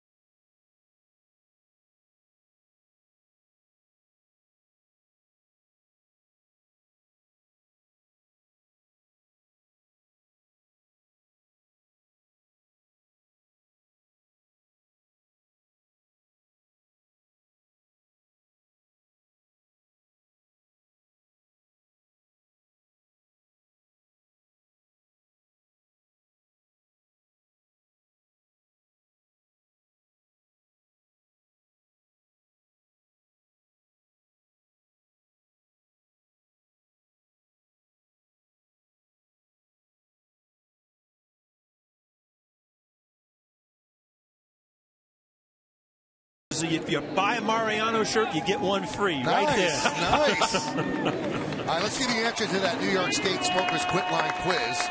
What's the only team that Mo doesn't have a save against? I'm going to say Arizona Giants. He has one against the Yeah, Giants. that's He right. got one in the series that year? No, it's San Fran. Pirates. Pirates. He's got 2 wins, though. A-Rod swings and misses. He was at the plate when Ichiro got thrown out stealing, or trying to steal. Benjamin Moore scoreboard 1-0 on the Mark Reynolds home run. Yankees lead. That was a tough question. That was. It's a good question, though. Perfect for the day.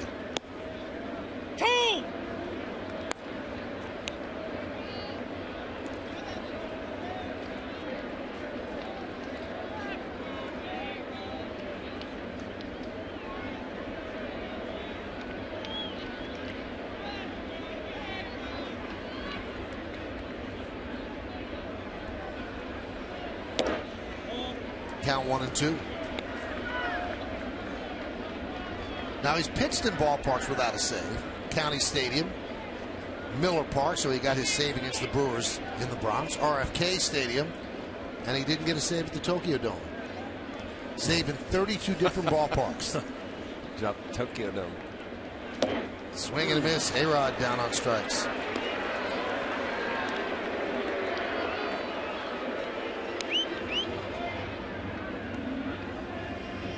Look at Tino.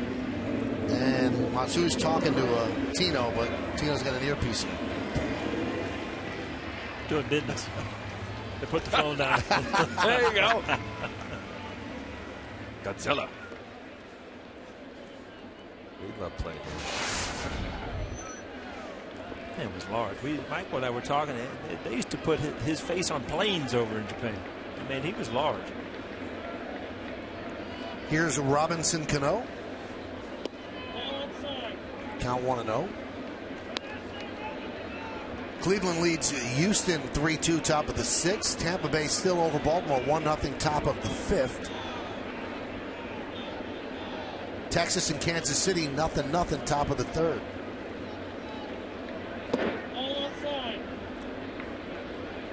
Now the Texas and Kansas City game, well, that helps the Yankees, because if the Yankees keep winning, one of those teams is going to lose. Now you've already passed Kansas City, so you're rooting for Kansas City now. Right. So you can make up ground on Texas. I mean, so many things have to fall into place. It's not impossible, but it's going to be very difficult. A lot of things have to happen for the Yankees to get in, but as you guys keep saying, they got to keep winning. So you can allow those things to happen. I don't know the metrics that's used, Michael, but there's statistics everywhere. The percentage right now is 4.5%. Okay. Based on where they are, the Yankees, of making one of the wild cards. Oh, turned him loose on 3-0, and he rifles a single through the right side.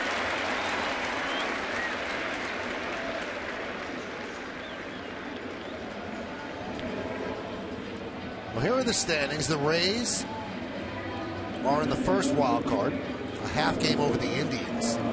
Rangers a half game behind the Indians, and that's in the win column, so they can make that up. So they're essentially tied. You look at the loss column, the Yankees, Royals, and the Orioles all have 73 losses.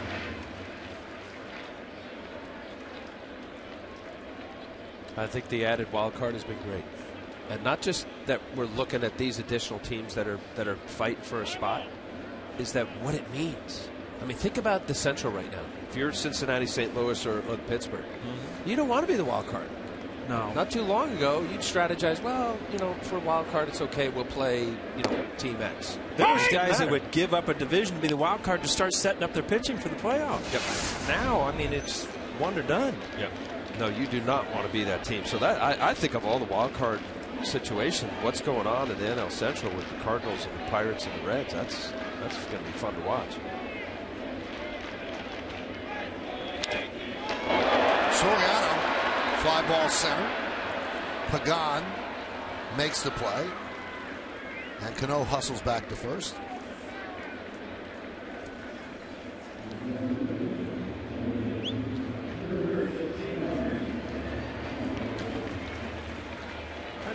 figure out Pettitte. I mean, what do you see, Al? He's not overpowering. I mean, high 80s for his fastball. He's got a decent little breaking ball. You know what he does, Paul? And since his near perfect game, his ERA has been over 5, but his down and away zone doesn't have great velocity. We're watching here. It's upper 80, low 90. Throws 2 different breaking balls and a changeup, but he really is good at when he's right, and he's been pretty good since being called up. Is a down and away zone, and it's different pitches. It's a little sinker, it's a slider or a curveball, and that changeup. And you know that down and away. If a pitcher can perfect that down and away spot, he gets a lot of off the end of the bat type swings. Also get a lot of called strikes because, you know, as a hitter you go up there, you know, a perfect pitch down and away, strike 1, sure, you can have it. Strike 2, you can have it. Now I'll go out there and try to get it with 2 strikes as you have to, but you know, you're looking to something early in the count to really drive. So if you can dispepper that outside corner, you know, you get a lot of easy called strikes. I mean, when you think about it, I mean, this has been a good story for Pettitte. There's no doubt about it. He was signed by the Mets. He was traded for Carlos Delgado in 05 to the Marlins, and then another trade to the D-backs. He was released. So played with the Mariners, went to the Mexican League. I mean, you know, he's been around.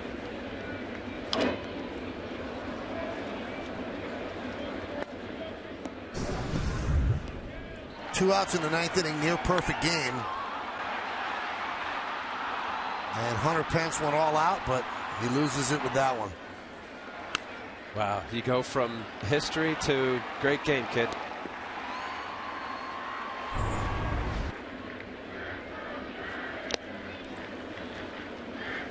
Two and two. So you like that, even, Paul? There you see the resume there, signed him with the free agent of the Mets in 2001. Oh, there's some guys when you watch, like that pitch right there, that's a little cutter middle of the plate to Granderson. I mean, it looks hittable. That just delivery, high in the baseball, etc. Tough to pick up. I mean, that's, you don't ever know it. You watch a guy on video too, you get up to the plate, but some guys you just think, man, I can have some good at bats, and then you get up there and you just don't see the ball, or it doesn't fit, you know, your timing or whatever. But to me, that's why I kind of asked you. I mean, there's nothing overpowering here. He kind of opens up, kind of shows you the ball. For a lefty, should be a pretty good at bat.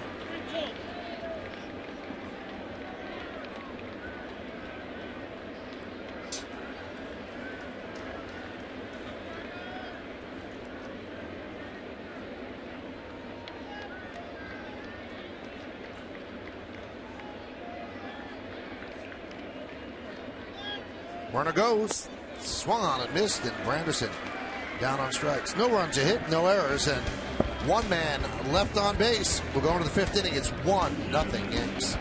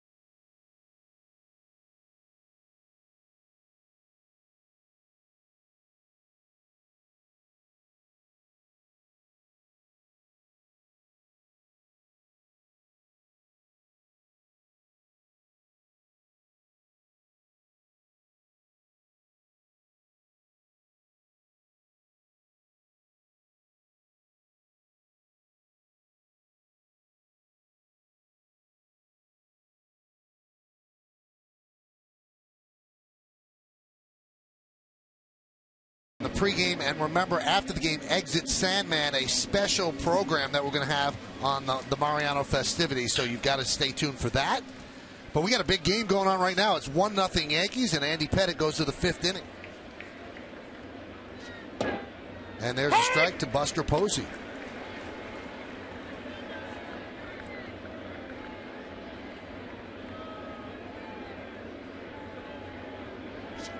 Andy made his Major League debut April 29th, 1995 at Kansas City. He actually relieved Melito Perez. And the first batter he faced was Wally Joyner, who had a fly ball to center field. Bernie was in center. Yankees won that game 10-3. Now, I did not know when Jorge told us that he used to have a knuckleball. Yeah, I didn't know that either. I mean, most pitchers mess around with it. Now, Mo's debut was almost a month later, May 23rd of 95 at California. He was the starting pitcher. And the first batter was Tony Phillips, who struck out. But Mo took the loss. The Angels won 10-0. Chuck Finley with a 2-hit shutout, 15 strikeouts. Yeah, I probably struck out a few times. Chuck Finley, he wasn't a fun at bat for lefties. I'll tell you that right now. He did a little split. Split finger, threw hard tall enough to get in on you. Couldn't pick it up. You're right. He was tall. Hunter Payne, you talk about people make fun of practice swings and stuff. Now you tell me if you watch one of his practice swings in the on deck circle. We'll have to do it later in the game. There's a fly ball to Granderson, but you see Hunter Pence now come up at the plate. His practice swings are just, you can't quite figure him out. But I know one thing you can figure out is this guy's an all effort. He goes out there, he plays hard. Now, look at this. That's kind of the way you hit it. Kind of the way he swings. They were the complete opposite. You used to do the chop down, stay right chopping on wood, top right? of it. Yeah, but boy, he's had a great year. A high energy guy, plays hard, good numbers. High drive right at Nunez. Practice swing worked. It's just it got bad aimer.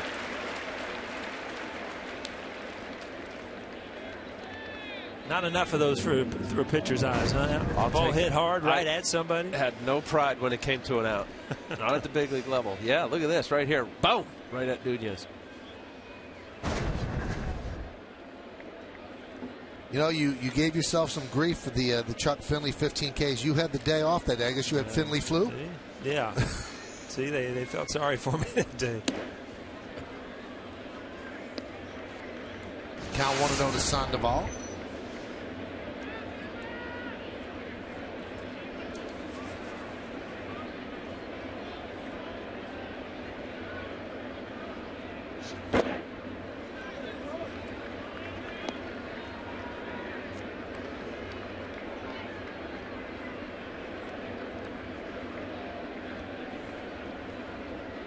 One thing, I mean, you're one pitch away from just cruising through the first 5 innings, and he's throwing a couple change-ups this inning, but so far his breaking ball been very, very good. Well, that pitch right there, Paul, 2-0. You got a free swinger. Guy swings up from the on-deck circle, and Pablo Sandoval comes back with a 2-0 curveball. Obviously, we have a long way here, but it'll be interesting to watch how Andy Pettitte, as good as he's been, to pitch a little backwards in fastball counts. See it often with seasoned veteran pitchers. And there's the first base runner. You could hear the crowd groan. 14 straight retired. So Sandoval reaches. He was 3-0 in the second, and Andy battled back to get him to pop to short, but this time he does walk him. I mean, you just look at Andy Pettitte and his motion out there, and you can just tell how much concentration, how many things are going on in his mind right now, just in between pitches and talking to himself.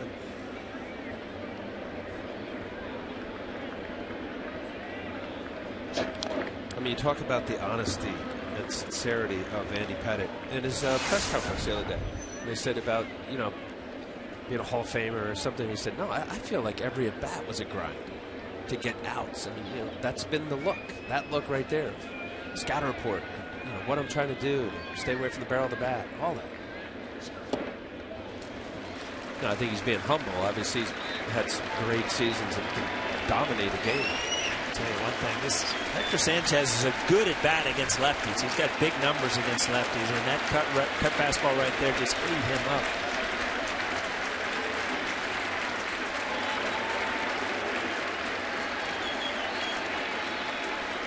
And the 0-2. Fly ball, left field. Soriano battling it, and he'll make the play for the final out of the fifth. No runs, no hits, no errors, and one man left. We're halfway through. It's 1-0 Yanks.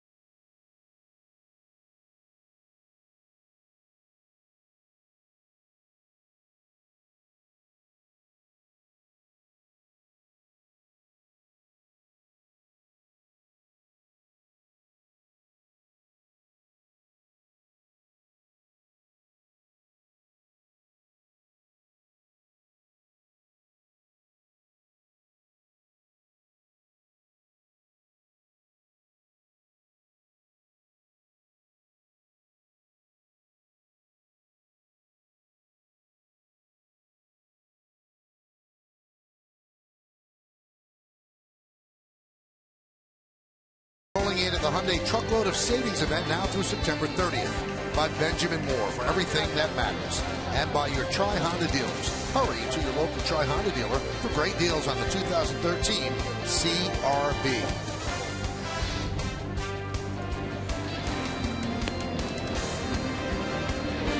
Big crowd here at the ballpark on Mariano Rivera Day. Mayor Michael Bloomberg declared that day throughout the city of New York. Andy Pettitte's taking a hold of this day as well, as he leads 1-0 through 5 innings. Allowed just one base runner, the walk to Sandoval.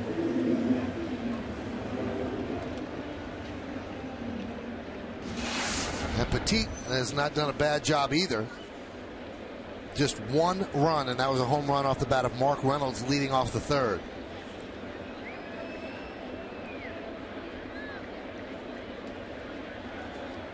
It'll be Nunez leading off. Nunez, Reynolds, and Ryan. And a strike.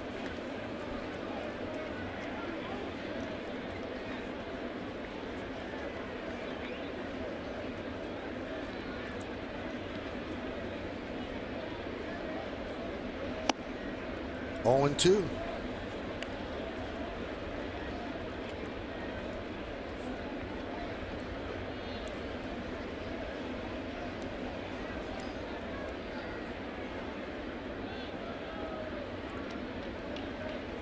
And he chases a pitch up in the zone.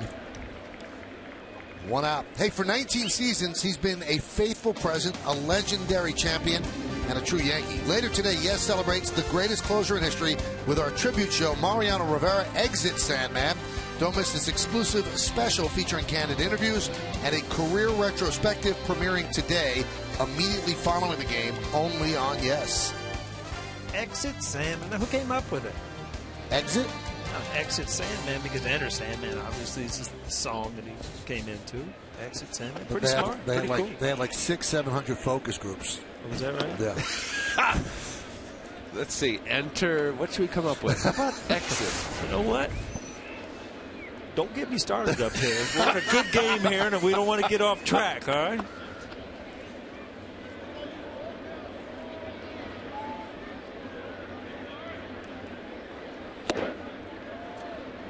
Oh, and 2. Tell you what, you just look at some some kind of big inning here. He just gets a couple guys out, put Pettitte in some kind of trouble. Other than the home run he's been cruising to. Too hard to pitch your last home game in a pennant race with a 1-0 lead, huh? Good pitch is a win or a loss. Now, just watching here, and I know you mentioned about it, Paul. Pettitte, you look at his previous at bat. A couple little sliders and an 87, high enough that looked hittable. Sometimes when guys don't throw that extra velocity, it looks hittable, like the pitch that Mark swung through 2 pitches before. Ground ball left side, backhanded, and firing is Adrianza to get the out. 2 away.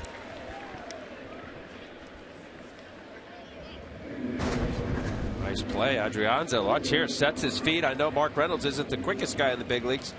Good, strong arm. Nice play. Shows confidence right there because he planted everything, and you know you believe in your arm strength. You know, didn't rush anything or threw off balance, set his feet, made a good throw.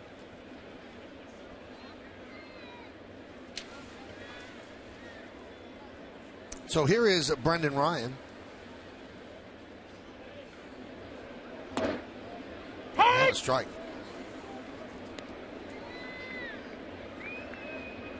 Well, there's the frustrating pitch right there, Al. And that can change the whole at bat. People don't understand it. Umpires don't understand it. But strike one or ball one is a big difference. That ball, strike one, off the plate away, in my opinion.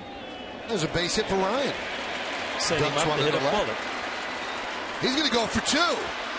And the throw is wide. He put pressure on Perez, who did not make a perfect throw, so he turns a single into a double because of his hustle. Well, he gets out of the box. First of all, he has gets a good pitch to hit, laces at the left field. The ball just kind of hangs there. And you see right out of the box, you don't know as a hitter if it's going to make it to the wall or not. Put himself in a good position to make a good turn. And if you put pressure on the defense, make them make a perfect throw, a lot of times this is what happens. Good job by Ryan. Yeah, and you mentioned it, Michael. That's zero hesitation out of the box that got him to second base. Nice view from the Mohegan Sun Sports Bar in center field. And at the plate, Chris Stewart. Ryan leads off second.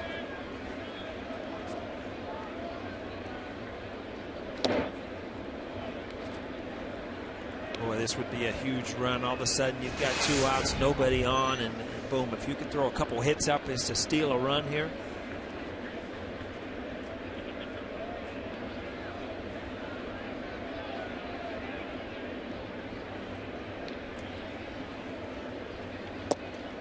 Find yourself ever relaxing. I know it's hard, and you always talk about it. You know, you get 2 quick outs as a pitcher. Find yourself ever kind of kick yourself almost. You relax, and before you know, you've given up a couple hits with 2 outs. You see it often. I don't know if it's relaxed. It's just you know, that third out. You got to have that same intensity as you do, knowing that leadoff batters really can hurt you, especially leadoff walks. So yeah, maybe there's a little bit of that, especially with 2 quick outs. If you know 3 or 4 pitches and you already got 2 outs. I kind of think of it as a hitter. When you're 3-0, you kind of turn it off because you know you're taking, and then it's sometimes it's hard to turn it back on that quick in a 3-1 pitch. Popped up, right field. Pence makes the play for the final out of the 5th. No runs, a hit, no errors, and 1 man left. We're going to the 6th inning. It is 1-0 Yanks.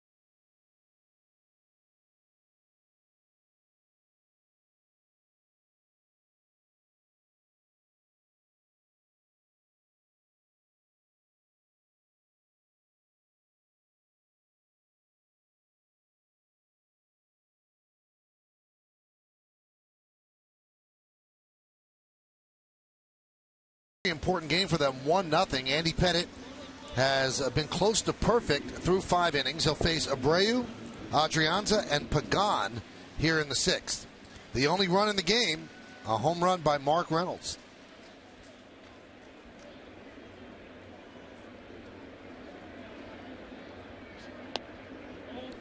Pitch outside.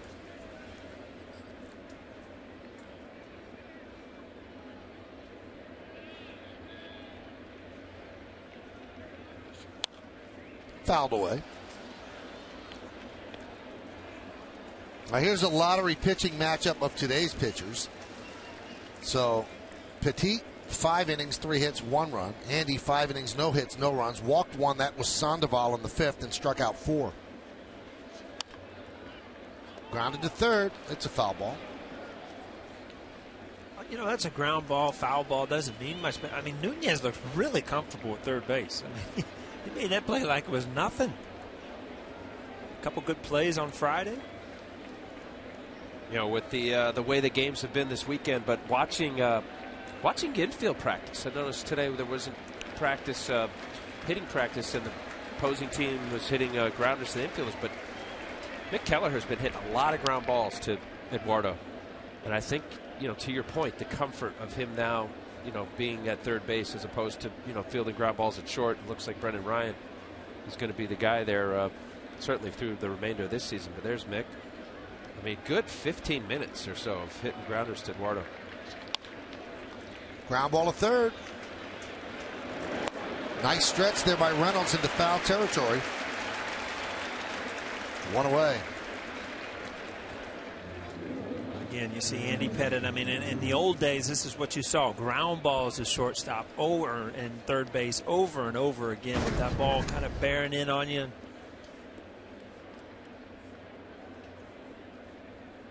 You know, talking about Mick Kelleher trying to get Eduardo's, there you see on the Yesmo Mercedes-Benz, trying to get his arm slot in a different place because he's had some problems thrown across the diamond.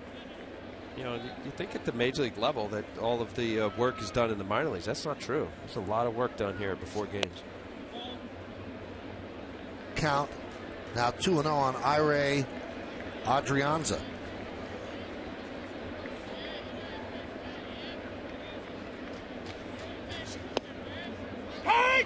Count 2-1.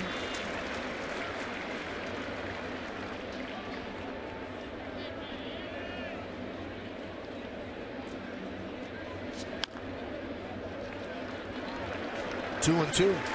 I'll tell you, Al, early in the game, it was all breaking balls. Started mixing some changeups. Now he's going back into that cutter, and he's getting in on the right-handed hitter. So he's really changed through the lineup almost every time. Very difficult as a hitter. So back in with that cutter again. That one is driven out to left field, giving chase is Soriano. He turns and looks. See ya. A home run for Adrianza. First hit against Pettitte, first run, and it's 1-1. Well, you threw that cutter a lot, and you know when that cutter doesn't quite get to the inside corner, in on their hands, very easy for a right-hander to get the bat hit to it. See, this is, he hasn't missed with too many, but he missed with this. It just did not get to the inside part of the plate. Well, it's kind of hung right there. Yeah. You know, you nailed it. You said it. When you get a guy cutter and Andy not throwing as hard, that it's got to be in off the plate 6 inches. And that ball is middle of the plate. Adrianza's first home run in his career. Yep. And the first hit against Andy in the count 0-1. Talked to Bruce Bochy on Friday and was talking about some of the things that had gone wrong, and he really mentioned Pagan when he went down and missed some time. That, you know, the team, it's just not it's not the same team. He means a lot defensively. Kind of a spark plug for him.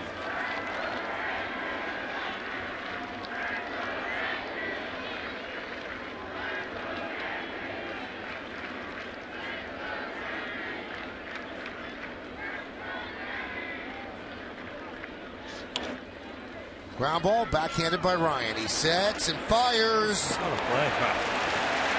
I'm starting to believe your scouting report, boy. That was an intentional one-hopper to first base. And the first time I ever saw this was in Cincinnati when I got called up, and Davey Concepcion kind of invented this play because it was on the old AstroTurf where you could actually, you know, bounce it over there. And right here, knows he's going away. He intentionally gives him a long one-hopper. Good play.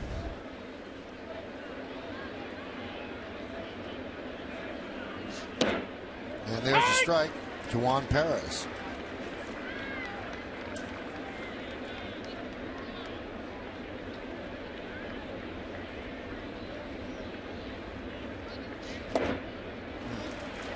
Talked about the difference in the home run and the difference right there. That's the cutter that gets to the inside off the plate. Nothing you can do with it, but it's got to be so fine. And then you look back here, see where this ball ends up.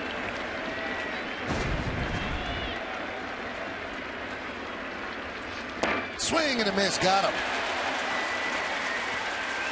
But the Giants finally get to Pettitte. They get their first hit. It was a home run by Adrianza. We go to the bottom of the sixth. It's 1-1.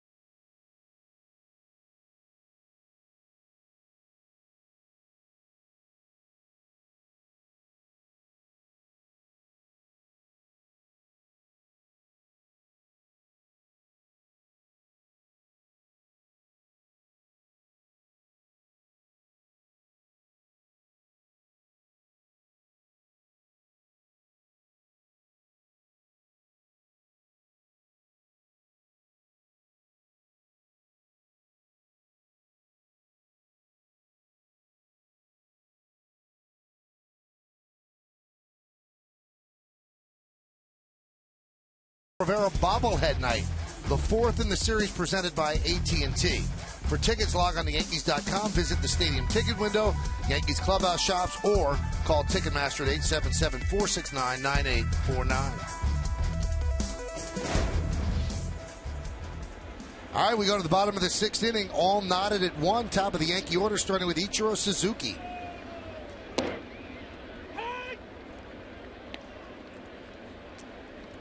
And the count is 0-1.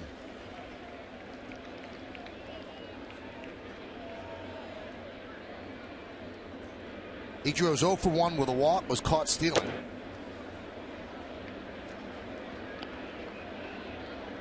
And now 0-2.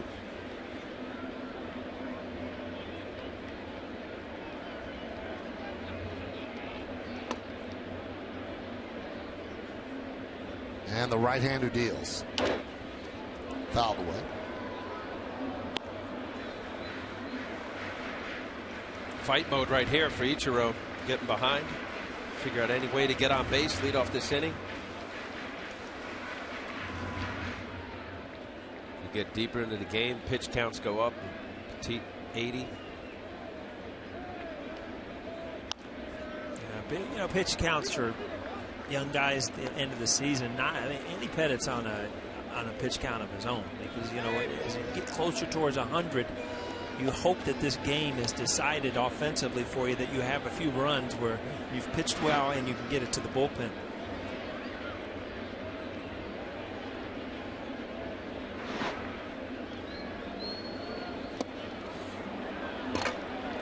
Good change up there. You took something off and you saw the ball really tail away.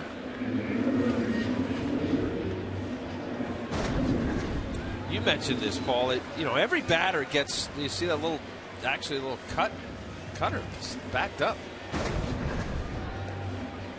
Kind of change up that stayed away, but every hitter gets at least, I think, one pitch somewhere. Ichiro had 2 fastballs there that just pulled off a little.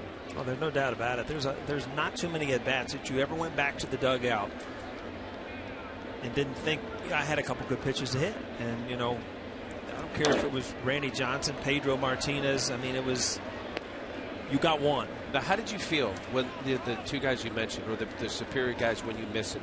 Like right there, that's outer half, good pitch to thigh hit. high middle, and he fouls it off. I get it's part of the game, but do you feel like, that was my one? Yeah, I got to feel that, you know, you, Randy Johnson, guys that are good, have good stuff, are going to make their pitches sooner or later. You just missed one. Catch is made by Belt. A lot of the stats that we get here during the broadcast are from the Elias Sports Bureau, and Peter and Tom Hurt are such an integral part of Elias, and everybody here at Yes wanted to pass along our condolences. They lost their dad earlier this week, Emil Hurt, so the family is mourning this week, and we send along our condolences.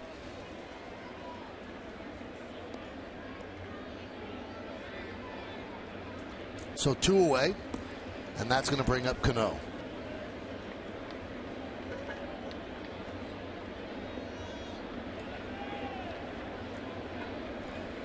Be careful here if you're Robbie, because you know it's 2 outs, nobody on. You know, you see the situation of the game, and you know he's such a good hitter when he sprays the ball around. He kind of get in home run mode here. You know, you get a little pull happy, and Pettitte, beautiful, beautiful. I say Pettitte really likes to use that outside part of the plate, so you don't want to get away from lining that ball to left. Robbie, you got to let me get this stuff in before you line one to left. You know? Ball up, tailing away. Look at that. Hit on the ball. It's a beautiful swing.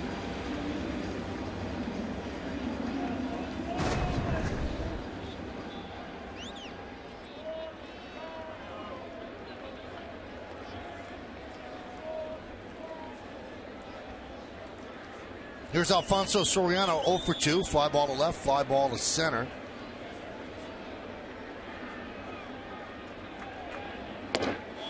See Robbie over there trying to intentionally lean out there just to get a little attention. Sometimes if you do that, you know, you pull a little attention from the pitcher, might make a mistake to the hitter.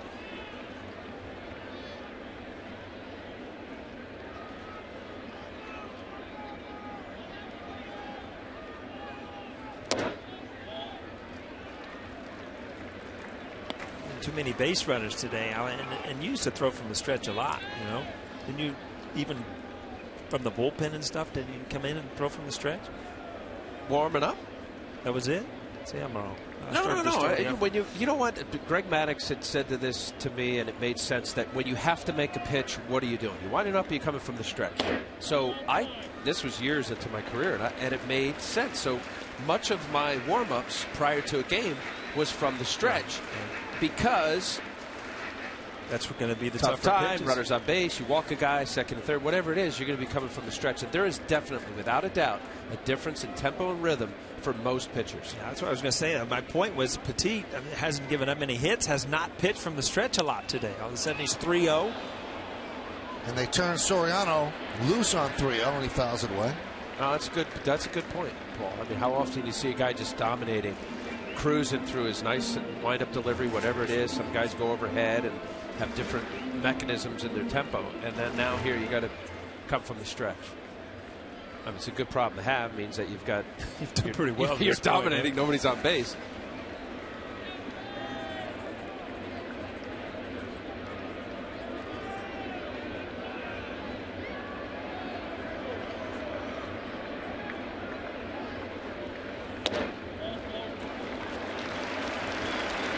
a walk to Soriano, putting runners on first and second with 2 outs.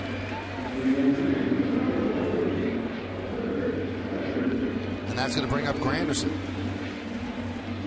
Yeah, I can't imagine with the short porch. I know that Soriano is as hot as any hitter in baseball since that trade, but to me it looked like Pettitte was just pitching around with the 3-0 with Soriano swinging.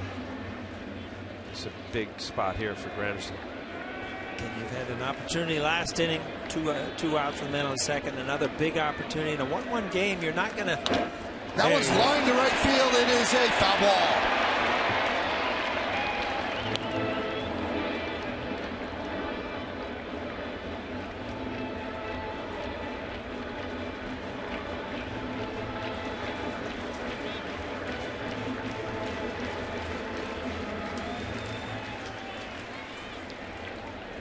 Now thinking, okay, what pitch do I throw now?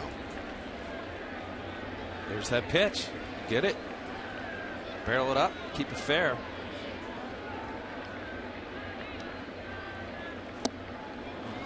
Oh, 2. A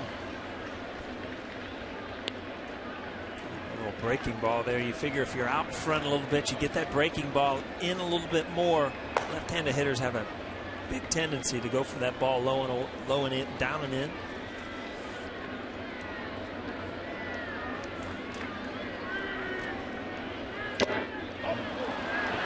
Granderson down on strikes. No runs a hit, no errors, and 2 men left on base. We're going to the 7th. It's 1-1.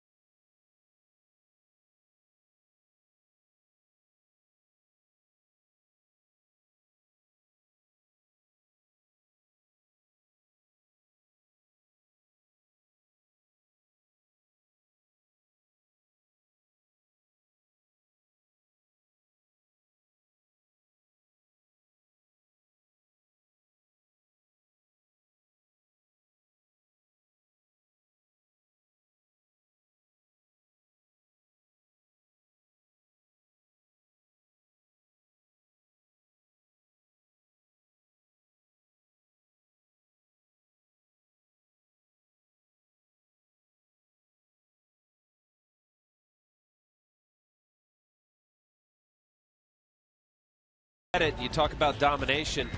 Like the slider, curveball combination, his fastball's been upwards of 91 miles an hour. Has really done a nice job. The only mistake right there to Adrianza, the young rookie, left the slider out over, but boy, he's been just carving up these giant hitters. Here it is, 1-1 ballgame. Brandon Belt takes outside as we go to the 7th.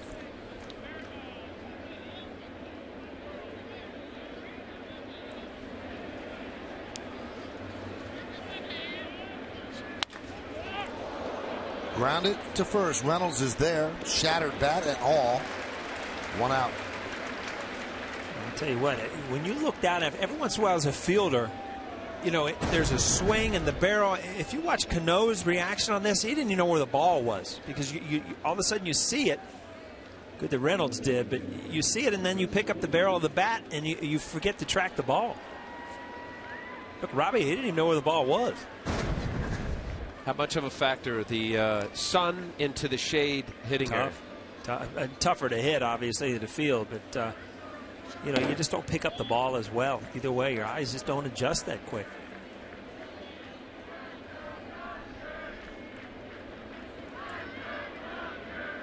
The 1-0 to Posey. There's a strike. And it's more of a factor now, this time of the year, Paul, because of the sun being lowered. So. Yeah, I think the angle of the sun makes it just, especially in the outfield, much tougher.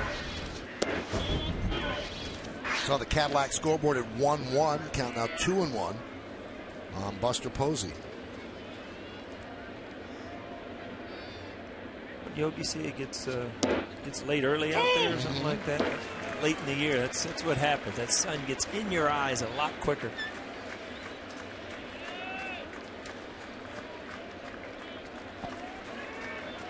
And the 2-2.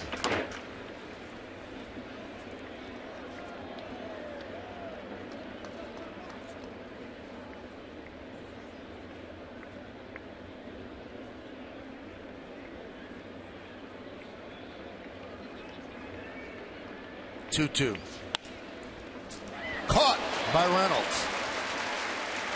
Boy, when you're having a tough time, nothing goes right. Buster Posey is one of the best players in the game. 2 for his last 32 after this line drive. Yeah. 296. I mean, he was well over 300, and like we've talked on Friday night, the last thing you want to do is go into a little funk at the end of the year and not end up where you wanted to be, and that's over 300. But reigning National League MVP, 336 batting average. Batting champion at one time, right? Yeah, last year. Catcher, that doesn't happen very often.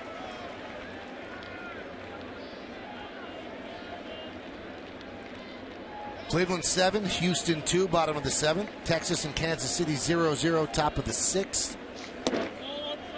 Tampa Bay now leads Baltimore 3-0, bottom of the 6th. It's a tough time of the game. So late, you just hate to be, you know, you would love to see your offenses break out. You know, every game we talk about being so important, and you don't want to lose a game on, you know, a fluke play or a home run to somebody. It just could be an end of your season at this point. The 1-2. 2-2.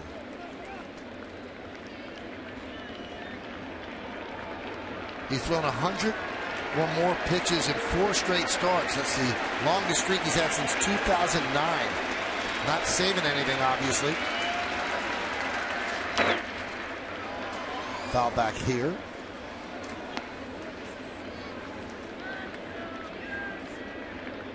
Well, when you think about his last start, Michael, up in Toronto, that disheartening, ended up getting a loss. 2 outs in the 7th inning and taken out. Mr. Pettitte, Andy's dad there in the white, talking to Joe Torre. Swing and a miss. Pence down on strikes. Well, this is his last start at Yankee Stadium. He's going out strong. He pitches a 1-2-3 7th inning at the end of 6.5. It's time for the 7th inning stretch. But we'll stay right here to honor America in the Bronx. Rise and remove your caps. And please direct your attention to the area behind home plate. And welcome 2 honored guests of the New York Yankees. United States Army E-7, Alan Bowlesby Jr., who served in Operation Iraqi Freedom. And United States Marine Corps Captain Brian Lowe, who served in Operation Enduring Freedom. The Yankees say thank you for your sacrifice and service to our nation. Now, please join in Kate Smith's rendition of God Bless America. God bless America, land that I love. Stand beside her and guide her through the night with a light from above, from the mountains to the prairies, to the ocean.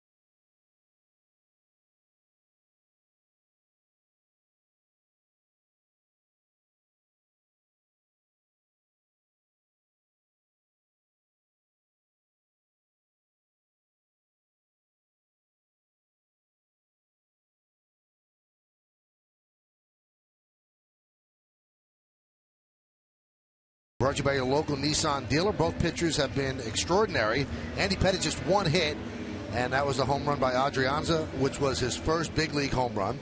Mark Reynolds solo home run in the third inning, the only run that Pettitte has given up. And then Andy Pettitte in his final regular season home start, 7 innings, 1 walk, just a 1 hit and 6 strikeouts. You see him pitch like this, Paul, and you go, well, why? He can still pitch. Yeah, it becomes the mental part. Just can you deal with it another year, another training in the off season, and another year of not seeing your kids play. And he's got one child in college, and there's too many other things in life pulling at him right now. There's a couple of people that are pretty close to him that have tried to talk him out of it. You see the Cadillac scoreboard, and a guy that I know very well that's close with Andy, he said, no, this time it's for real. There's no talking him out of it. He said, because he could pitch 2 more years.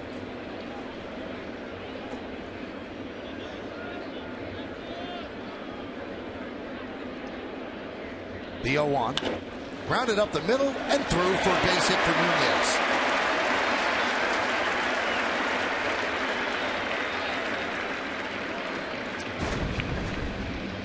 This is the way you want to start things off. I mean, Nunez takes this ball right up the middle. And ideally, you get something going, give Pettitte a lead for the 8th, let it close, let Mo close on his own day. What a wonderful way to end this game, but far from that at this point.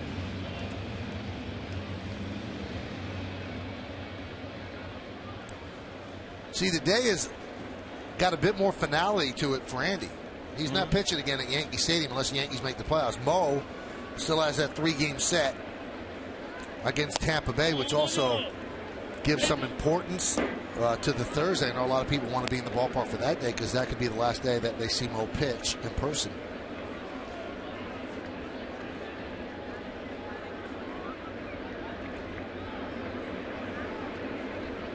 His home run, his 20th. Just 11 players with 20 home runs each season since, I believe that was 2009. Check that, 2008. And that's the only one for the Yanks. And that was the first hit for the Yanks in the game. They've had 3 more since. Check that, 4 more since with the hit to by Nunez.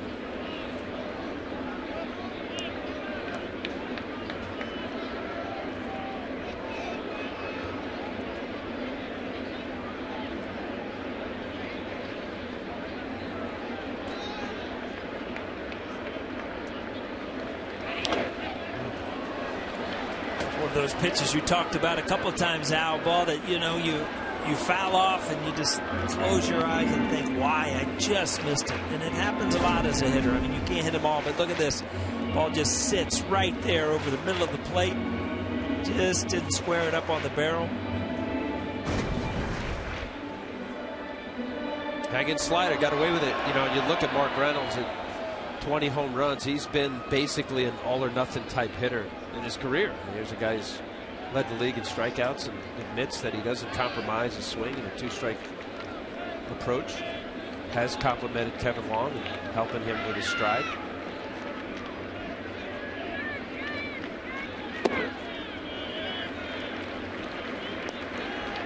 Is it that difficult? I know you battled to have a 2-strike approach. No, I think it was easy for me because I like to use left field and up the middle so much, and that kind of is a 2-strike approach to start with. But I mean, you have to shorten up in certain situations. Men in scoring position, especially, you have to shorten up and get runs in. Reynolds swings and misses.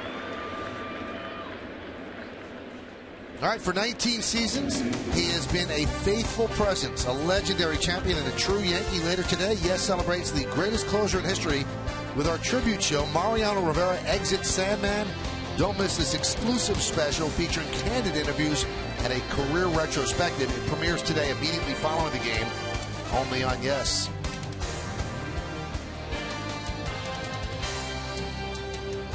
Beautiful sight there, Michael. You see that? It's a great hall. I got a picture of you in there. Pretty nice. Hung it myself. Here's Brendan Ryan. Michael, I see that you're monitoring. Like, don't try to peek over here. I've got to. Like cheating on somebody's paper. Don't get over here. Hey, Paulie. Look at that. See that? Look at that. You have any of those left in the house? There's a couple of them out in the garage. Yeah, I saw them the other day when I was looking for a golf club or something. Bunch foul.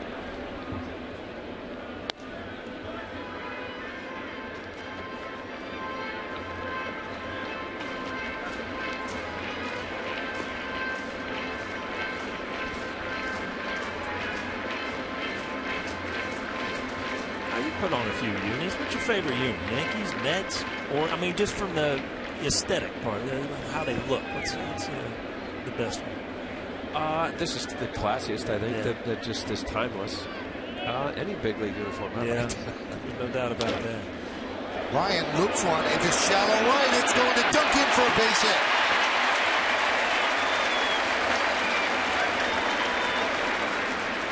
Chris Stewart had an opportunity earlier, and Ryan gets a break here because you don't. Hunter Pence doesn't get a good jump on this, and you just don't pick up the ball. We talked about it. Ball right off the end of the bat, doesn't carry very well. See, Ryan doesn't even see where it is. I'll tell you what, it's set up a big opportunity for Stewart trying to drive in a run here. You know, that was the big swing off the end of the bat. Look at, he doesn't even know. Brendan Ryan is a couple knocks now.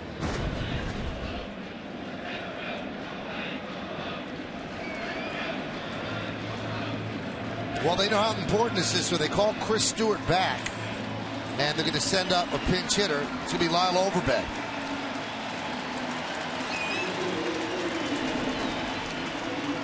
All right, so if Bochy goes to the pin, do you use another switch? Do you use Wells here? I think you do. And that's Bochy's choice. Does he want Pettitte against Overbay, or does he want a lefty against Wells?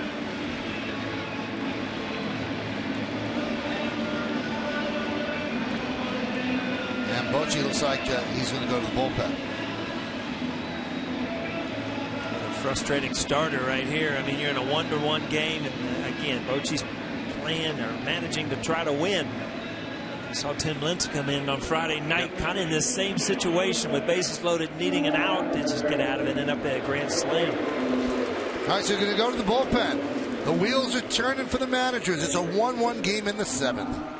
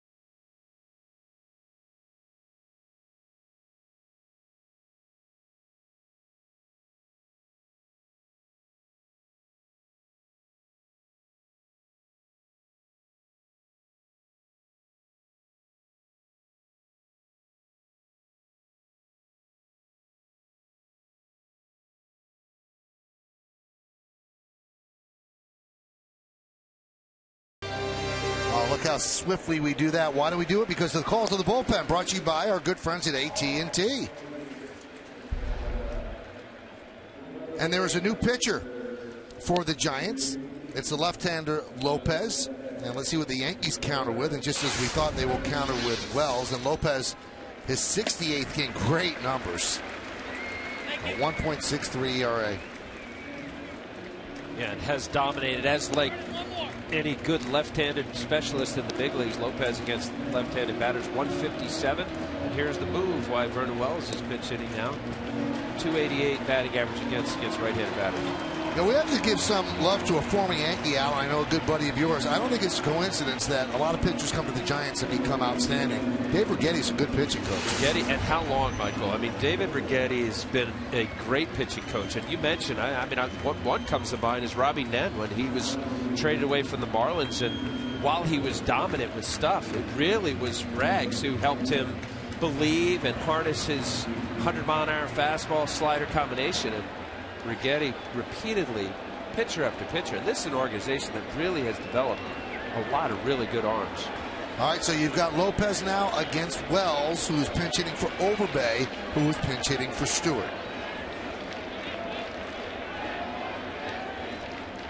First and second, one out. Pitch outside.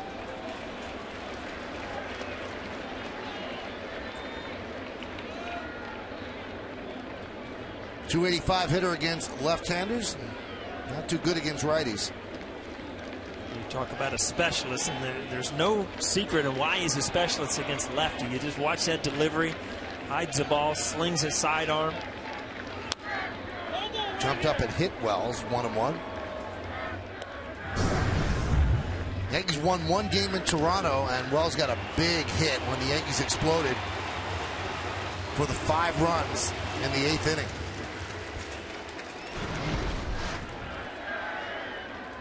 He does that right here. This place is going to erupt. Motion of today from the ceremony right up here until 1 out, the bottom of the 7th. David Robertson is going to start to get ready. That one gets away from Sanchez, and the runners move up. Now that changes the job of Wells here with second and third one out. We talked about it earlier in the game about sometimes you just have to change what's going on in your mind about the at-bat. And boy, you're right, Michael. This changes his whole at-bat. Now you're not thinking about even getting a hit. You're trying to get anything in the outfield just to get that run in. Infield in. I mean, you've got so many good things happening for you as a hitter now. You step out. You've got a good count. Men in scoring position, a lefty. You should pick up the ball well. Good opportunity for Wells right here. Scored a pass ball. Infield is in. The 2-1.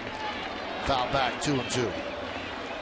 Now, how many times are we going to say it today? You get a pitch you got to do something with. Now you've given him an opportunity to make that perfect pitch and get a strikeout.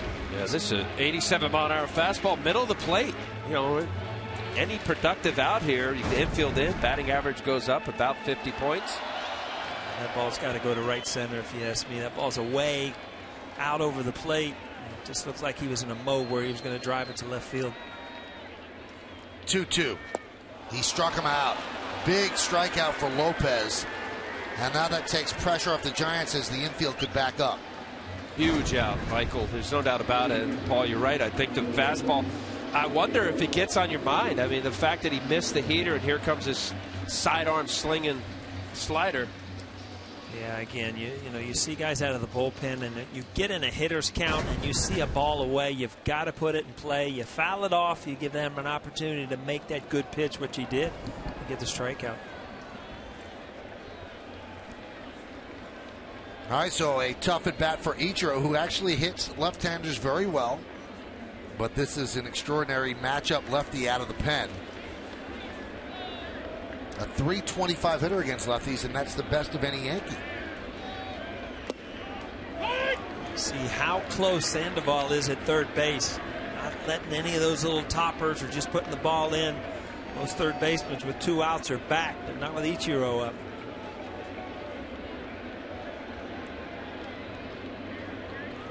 Bottom of the 7th, a 1-1 game. Giants with just 1 hit. Yankees 6. There's a strike. 0-2 on Ichiro. That ball, that had such a weird motion. It was almost like it had an upshoot to it. It was so down below the ball as a fastball. It actually kind of came at you from a different angle. It's just weird. You don't see that delivery very often. But 0-1 count, lefty, tough lefty. What are you looking for? You got to look away, and you got to look just to put the ball in play. I mean, 0-1, obviously, I'm looking away. Now 1-2.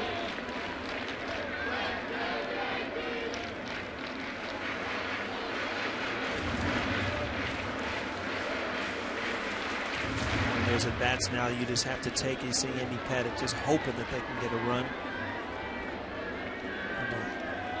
Not get too involved in what's going on and just realize, what he can do. Oh, man. Again, a hanging breaking ball in the inner half, but, in a 2-strike count, you're so intent on staying in there, and you have to fly open to get to it. Well, he had a good pitch to hit there. Knew immediately.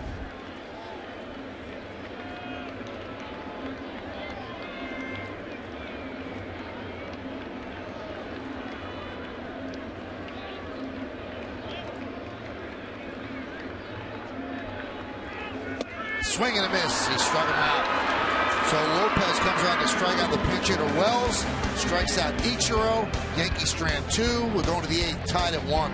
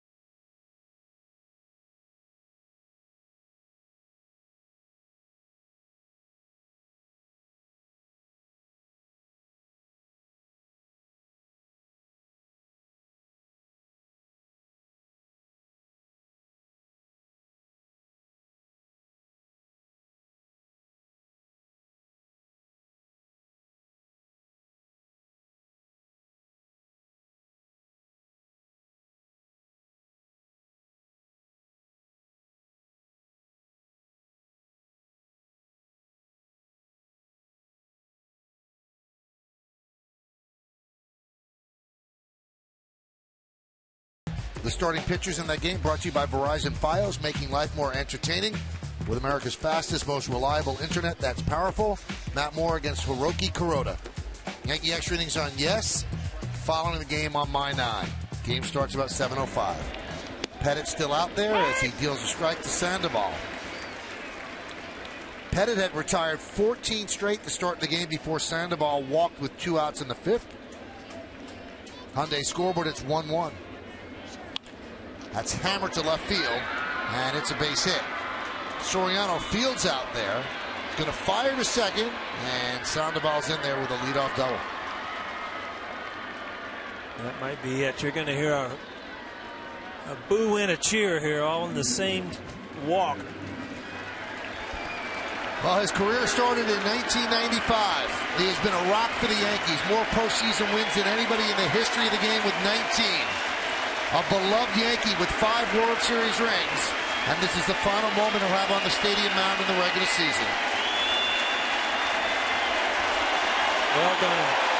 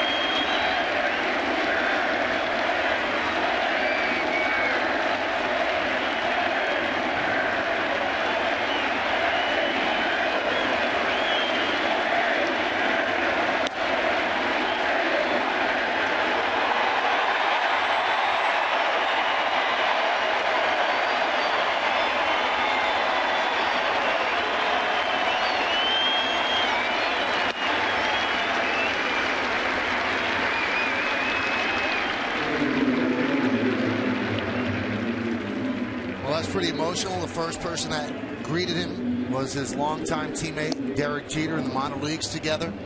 And you could see that was a very warm and tender embrace where there was something said between the two of them, and then everybody in that Yankee dugout. Then the crowd said, "We love you." It got me, I'll tell you that. You could tell at the end. I mean, his father's here. He's looking up for his family. His wife and kids came in. I mean, it seems like 15, 20 years of just kind of all comes at once. And there's his father, who I'm sure that has a lot of emotions himself. And Andy Pettitte's done so much for this game and this organization. It's just all of a sudden it comes to a head when it's over, and you just realize, 5 seconds ago he was so intense on just getting an out, and then as you walk off the field, all this stuff, all this emotion is allowed to creep in. And now out, he's feeling it now, right? Yeah, no doubt. I'm watching, and I'm with you guys. I felt that completely. I mean, he went from the emotion of leaving a slider up to Sandoval, looking at Girardi. He knows it's the right move. His pitch counts up, all that. It wasn't that frustration, but now the reflection on his career, really. I mean, so much is going through your mind right now. Is how it all plays out, not just for this game, but over the last 17 years. All right, so now the Yankees have to try to win a game. Runner on second base, nobody out. David Robertson on, facing Hector Sanchez.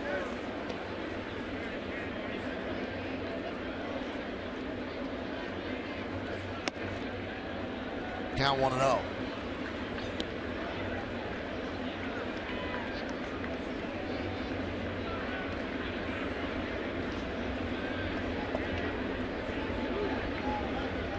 Pinch runner at second is Nick Noonan, pinch running for Sandoval.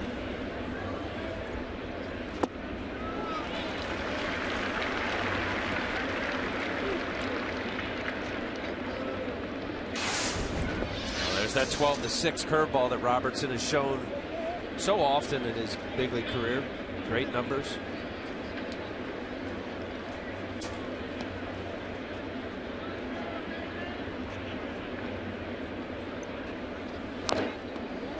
One and two. I would imagine you're looking at next year's closer, if you ask me. I mean, it's kind of the natural progression, right? Oh, he's got to be given the chance, no doubt about it. I don't know what the winter lies ahead for the Yankees, but I would think Robertson has deserved at least the opportunity. Sure.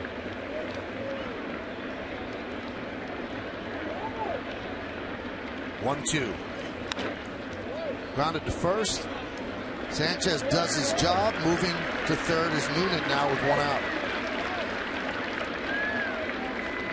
This copyrighted telecast is presented by authority of the New York Yankees and may not be reproduced or retransmitted in any form, and the accounts and descriptions of this game may not be disseminated without the express written consent of the New York Yankees. Joe's got a lot of things going on here. Again, you realize that this game could mean your season. So you've got Mariano up. You're trying to figure out, do you set up a double play depending on what happens in this count? So many things have to be thought out. I mean, one run in the regular season, you just go at somebody. And there's that one run as Abreu rips one into the corner. Ichiro plays it out there. Scoring is Noonan. And now it's 2-1 Giants.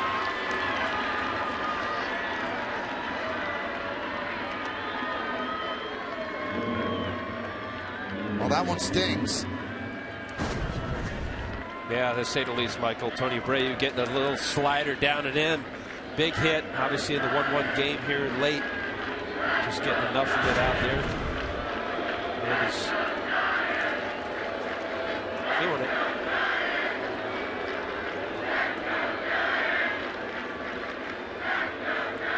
So Andy's line is now complete. 7+ innings, 2 hits, 2 runs, a walk and 6 strikeouts, 104 pitches in his final regular season game here in the Bronx. And Paul, you so hit it as now we're going to see Mariano come in. This is more than about Mo Day and Pettitte's last game here at the stadium. This is about winning this game. I mean, that is paramount here. If the Yankees have any chance to get back in the postseason, they've got to win these games. So Joe's going to take the ball from Robertson, and here comes Mo.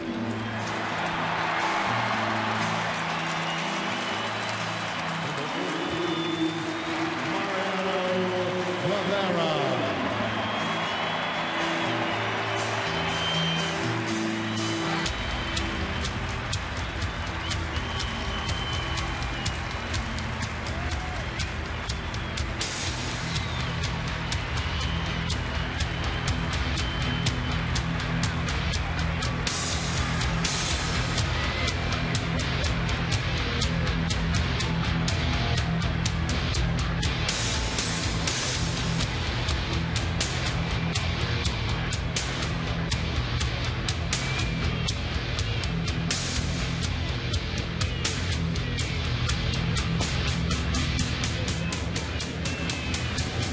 second time that Mo has taken that route. During the ceremony, it was a live rendition of Enter Sandman, and he walked in. Paul, you're on the field for that. This time he jogs in with more urgency because this is a big spot. Yeah, there's no doubt about it. I mean, you love to see Mariano come in and pitch, but you would love to see it in a 2-1 game where the Yankees are winning. But, you know, they're in dire straits right here. This is their season. There's no doubt about it. You've got to save every out, every run at this point. You know, and with that said, Paul, you bring in Robertson. I know he gives up the hit. And now here a 5-out save. You're not getting any help with Cleveland. They're ahead, and also Tampa Bay. So this is it. You're right. He's bringing in Mo to stop it from being any more than a 2-1 deficit. Well, the whole day has been a love fest for Mariano. He hugs his wife Clara. His sons are there. His former teammates. Emotional embraces. An incredible show of love from the crowd as well. Just a very special day. Metallica was here. Yankees gave him a customized rocking chair. And also this beautiful Waterford crystal rendition of his glove. And there's two of the core four. Right now, Mo has to work as his family watches. Here's Adrianza. And there's the strike.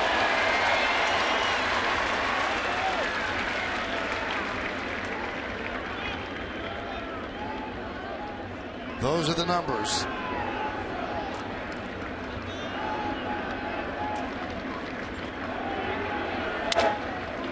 Oh, one more broken bat for old times. It's only a broke wing, right?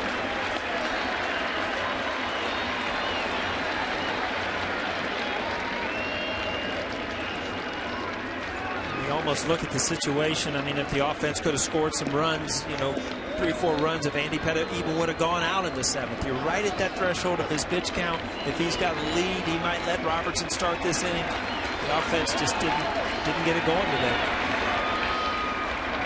See ya. Strike 3.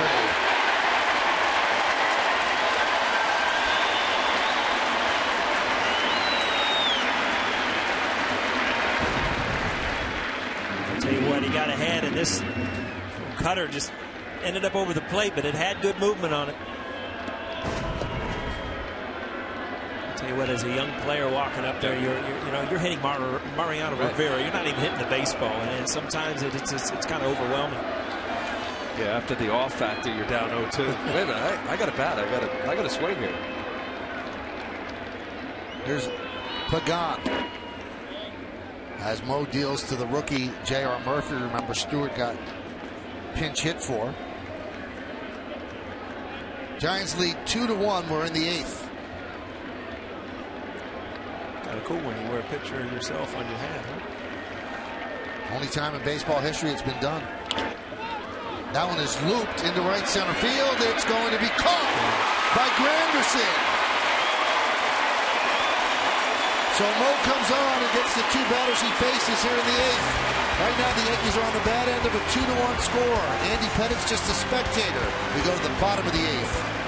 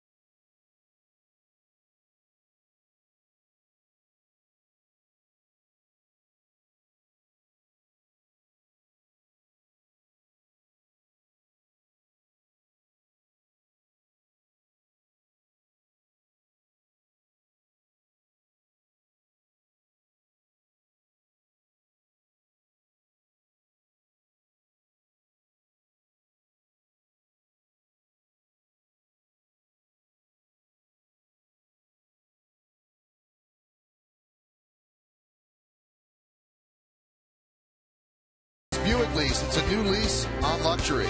By Heineken, open your world, enjoy responsibly. And by Jeep, rediscover the freedom of the open road at the Jeep Celebration event. And then there was one man left of the core four when this season's over. Derek has every intention of coming back, but Posada's been retired. Mariano just had a day, retired his number, and Andy Pettitte just pitched his final regular season game at Yankee Stadium, and if the Yankees don't make the playoffs, his last home game ever. So what's going through Derek's mind? It's probably pretty hard to say, but I think it's going to set in next year in spring training. All of a sudden, none of these guys are in the locker room. None of these guys are out on the field. Like you took a wrong turn at Legends Field. Alex Rodriguez leads off. New pitcher for the Giants is Santiago Casilla. Another pretty good ERA there.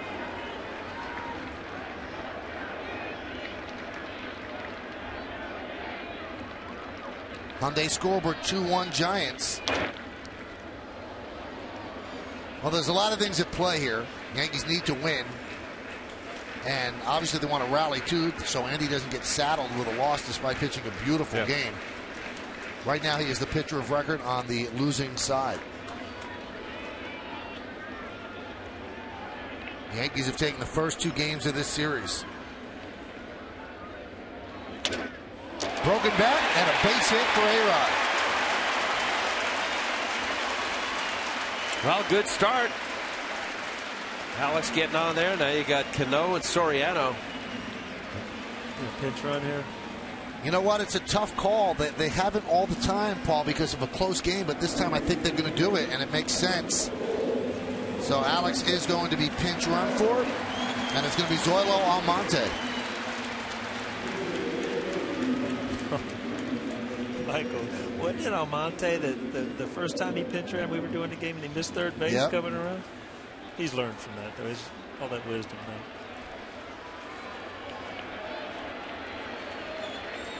I think that was actually Melky Mesa. Oh, was it? Yeah, you're putting it on Almonte. Sorry, my bad. Just wanted to remind him to hit the bases when he goes around.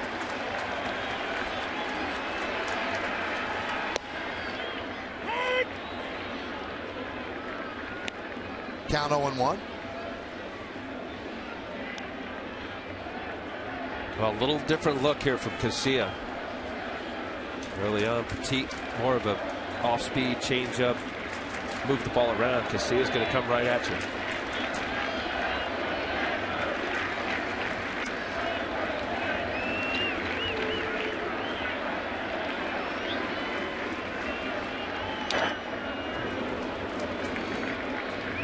All right, so Paul, the hitter's in the shadows.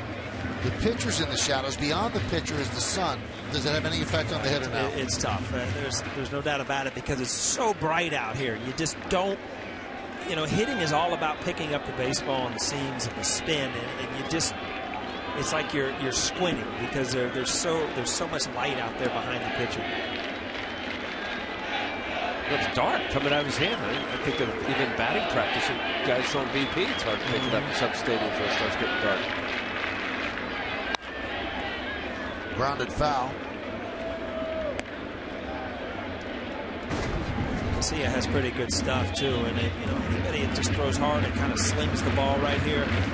See, that's a curveball, and you don't pick it up. Yeah. That was an awesome shot. Look at this. You got the light in the back, as Paul's saying, dark with the pitcher, and then look, it gets bright again, and then dark. Can't be good. But wasn't that the thing with Big Daddy Lee Smith all those years? The sun going down. I mean, he was great closer. Really good. You're talking about the closer in Chicago. Pitched all the day games. Yes. Nolan Ryan, all those guys that used to intentionally start him on the 4 and 5 o'clock games out in Anaheim.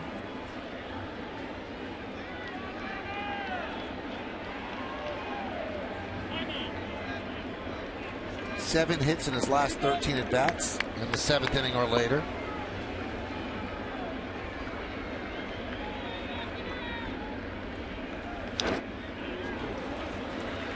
certainly what Casillas given him a couple good pitches to hit 0-2. Again, Robbie is just having all kind of trouble just trying to square something up because it's tough to see it there. All kind of running away, but still have a lot of the plate.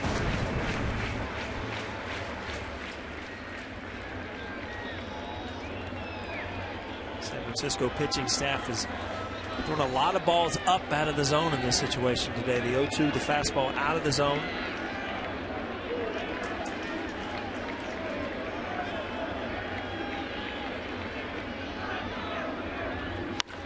Grounded inside first and down the right field line.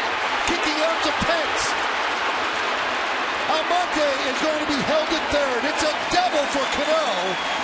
And the Yankees are set up second and third and nobody out.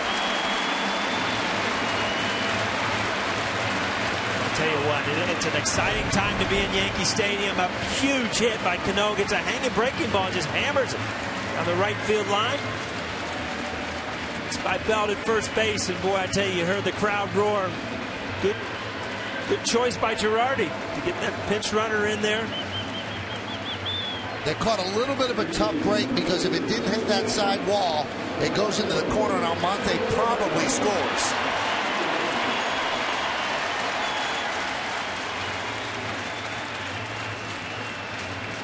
Good concentration there. You see that great shot again with the light dart. Brandon Belt, good first baseman just by him. See Almonte on his horse. Robbie Thompson hold him up. All right, second and third, nobody out. The Giants will play second and short back, so Yankees will get a run on a ground ball to those positions there in at the corners. Important for Soriano to remember here is you've got to tie this game before you can win it. And you've got to put the ball in play. You've got to get that guy in from third. If you drive a base hit, get a good pitch to hit, great. You'll drive them both in. But your concern now as a hitter is to tie this game up. Get something in the outfield. Get something up the middle where the ground ball is even going to score a guy. You cannot put yourself in a position where you can strike out here.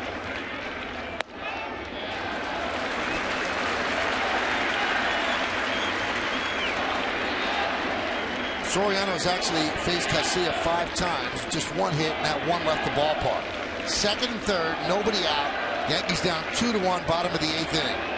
This is a top step sort of game.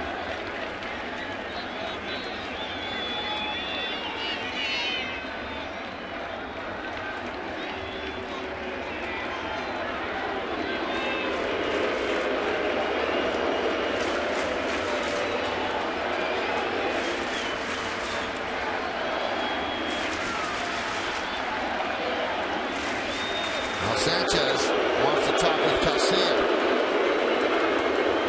Well, Casilla has given each of these Yankee hitters, A-Rod, Cano so far, and even Soriano, he had a pitch to hit. Overthrowing what looks like a little slider, middle of the plate. I don't know the choices for Dave Righetti and Bruce Bochy, the manager. Not a place to be missing location, especially in the heart of this Yankee order. To vote for the Chevy part of the game, visit votechevy.com. Results will be revealed in the post-game show.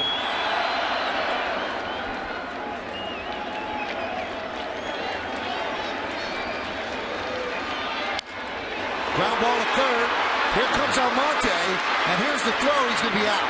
He hesitated there. He just got stuck in Nowheresville.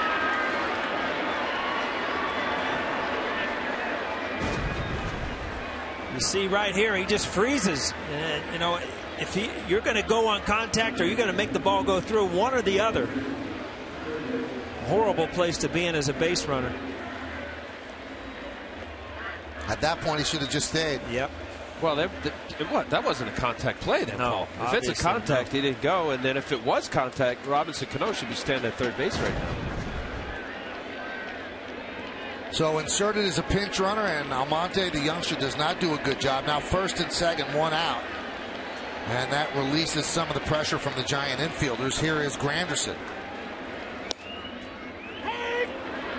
And now the sun is cooperating, kind of is hiding behind a cloud, so he's not dealing with shadows at all.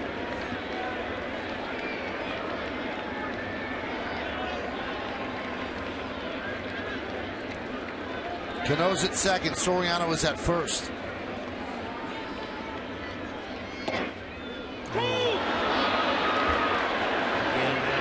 umpires realize what one pitch can do in a count, and that ball's borderline up and away. Pitcher got the call.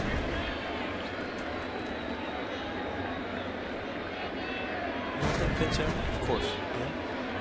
I think it's a strike. The 0-2. That's strike 3. Dialed it up to 97 miles an hour. So the Yankees had runners on second and third, and nobody out. Now it's first and second with 2 outs. Well, as you said, Paul, that 0-1 pitch, that curveball that looked upstairs, put Granderson in a real tough spot. 97 mile an hour, was not able to hold up. As a hitter, you start looking up there and you try to cover it, and next thing you know, he throws a 97 with some movement up there, and you just can't catch up to it. Yankees hitless in 6 tries with runners in scoring position, and now here's Eduardo Nunez, who is 1 for 3. Here's a kid that, you know, you really are still trying to figure out, is he going to be a mainstay here or something? These are the at-bats, I mean, coming down towards the end that you really take note. Does he look confident? Is he going to come through and play, you know, in times like this? Huge at bat for the New York Yankees. Yankees have 8 hits, the Giants 3, but the Giants lead 2-1, bottom of the 8th inning.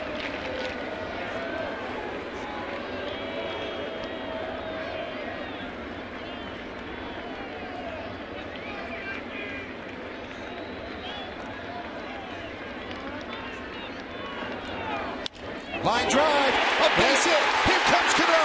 They're waving it home. The throw from Perez is in time as they nab Cano for the final out of the 8th inning.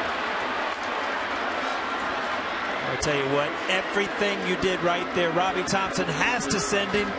Just a great throw. You just got beat on the play. There's nothing you can do about it. You challenge the arm. And he is out, and now he is limping as the trainer, Steve Donahue, tending to him on the infield grass. Big third out. Oh, almost came out.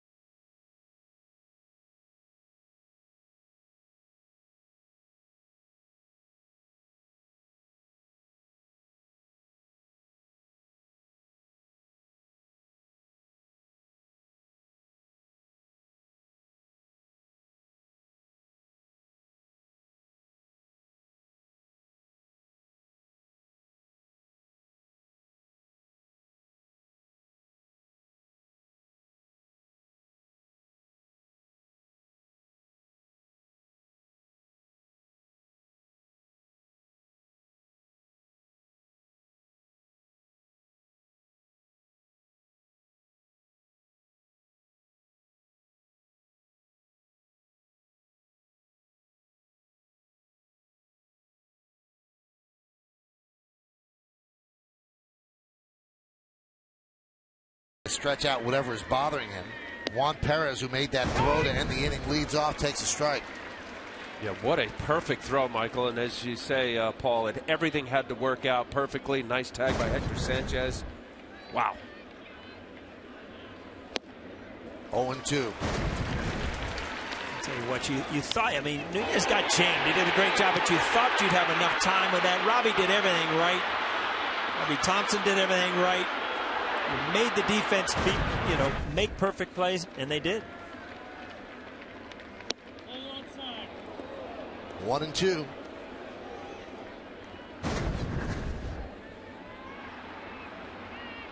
See what happened with Robbie. A lot of times when you slide in there, you see that knee comes down, and you kind of strain your hamstring or the back of your knee. Off the glove of a diving Ryan, and it trickles into center field. A base hit for Juan Perez.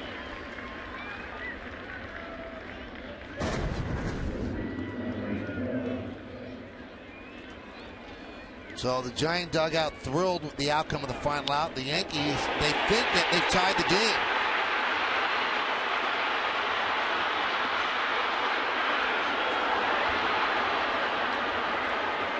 From ecstasy to agony in an eye blink.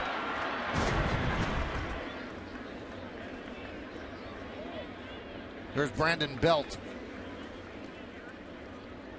So on the day he was honored before the game with a lavish ceremony where his number 42 was retired. Mariano got the final 2 outs of the 8th inning and now pitching the 9th, hoping the Yankee offense could come through in the bottom of the 9th. Oh, nice play by Cano. And the ball is dropped by Ryan.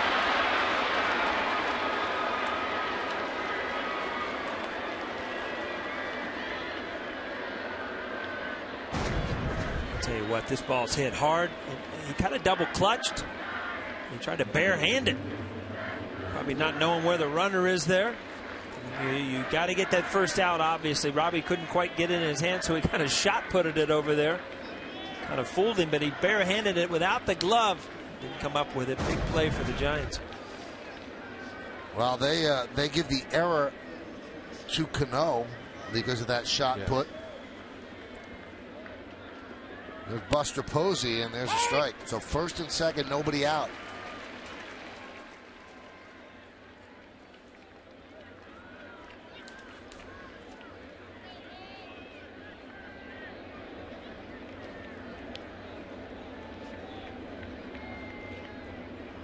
The 0-1. 1-1.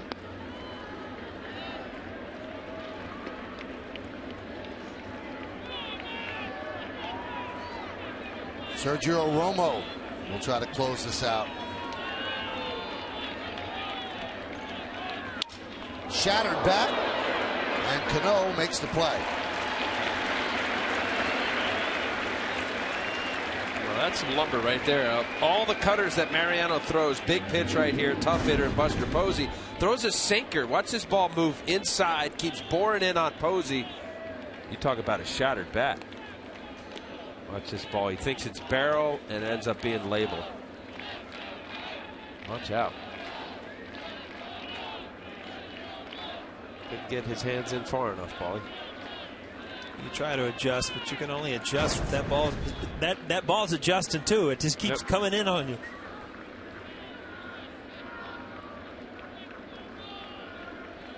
That's going to bring up Hunter Pence.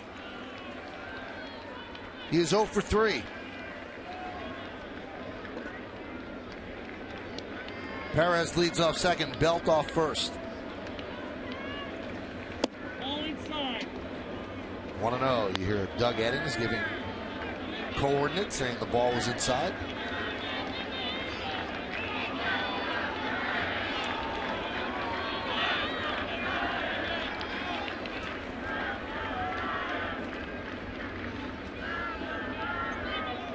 The 1-0. Sellout crowd of 49,197 here in the Bronx for Mariano Rivera Day.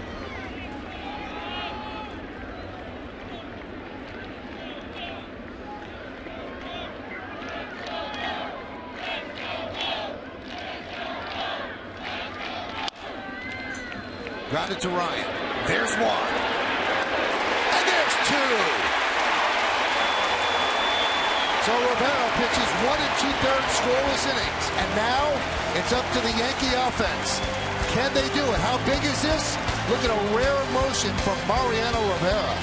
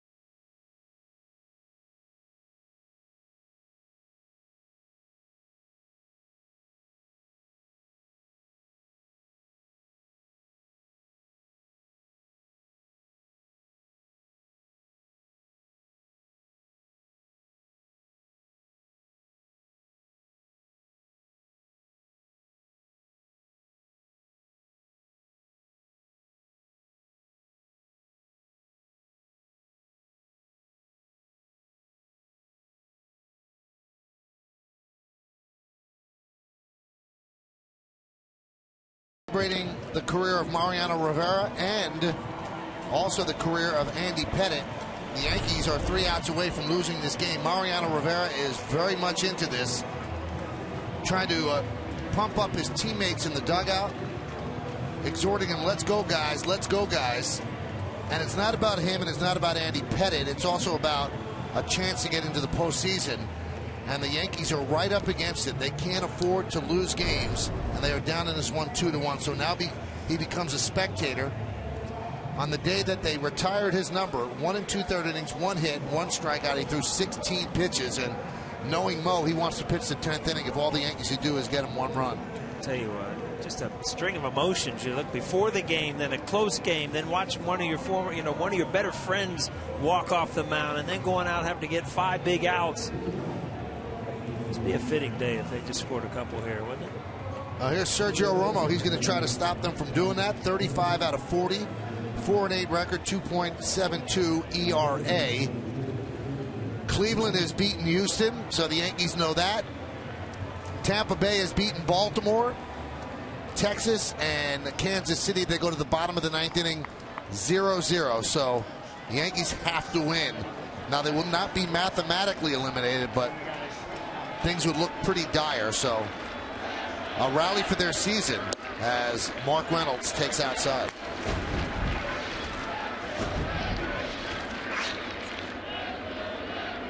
Reynolds, the Yankees' only run, he connected for a home run in the 3rd inning off Pettitte.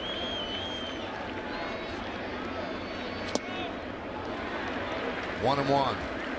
Romo's a guy that, I've never faced. I only saw him in the playoffs last year, but he's slider. As a hitter, you're not going to get a ball inside to pull off of him. So you're going to have to lean out over that plate and try to hit that slider.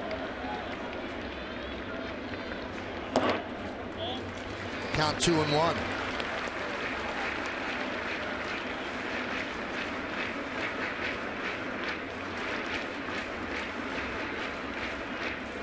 Mariano thanking the fans. They gave those out when he came into the ballpark today.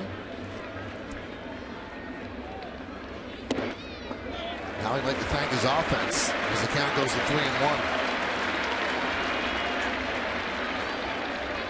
Ryan is on deck. If you want to look even further after Ryan, you've got a rookie, J.R. Murphy, due up, and the only other catcher on the roster is unable to go because of a concussion. Got one to hit, too. 78-mile-an-hour little slider over the middle of the plate. Didn't have a lot of break. That's one of those get-me-over sliders that become just a lukewarm fastball. You see not a lot of break on this, just right there. Yeah, that's that whole non-2-strike approach. Even though you got a nice, healthy cut out of it. 3-2. Line drive. Noonan boots it, gets it, fires to first, and the scoop by Belt to get him. I tell you, hit it hard. As a hitter, sometimes you just feel like the whole world's against you. You do everything you can. Noonan knocks it down, but it doesn't go far enough away. In between hop. Watch Brandon Belt here. This is a heck of a scoop. Wow. Got him.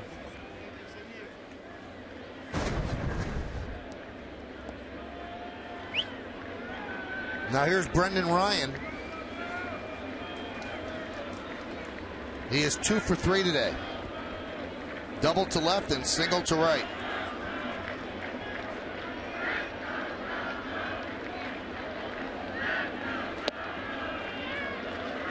Count 0-1.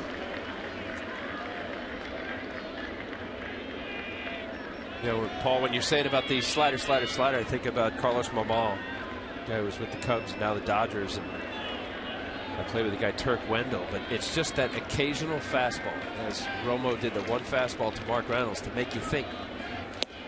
There's 2 sliders in a row. You don't have to throw 95, and Romo's been an effective closer for the Giants.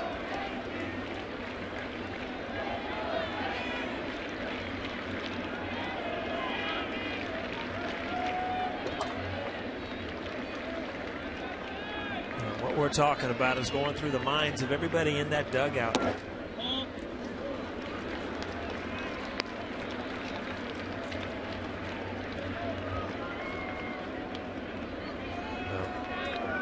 To say an emotional day obviously is not really telling the whole story, but you feel it. You can see it on the face of these guys, and really want them. As Michael, you talk about the big picture, but this is a big day for a lot of reasons.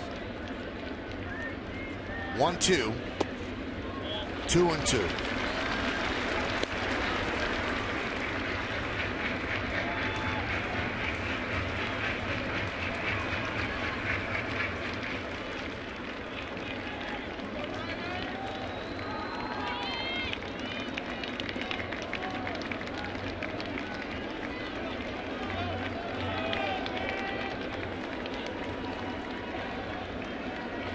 The 2-2 popped up,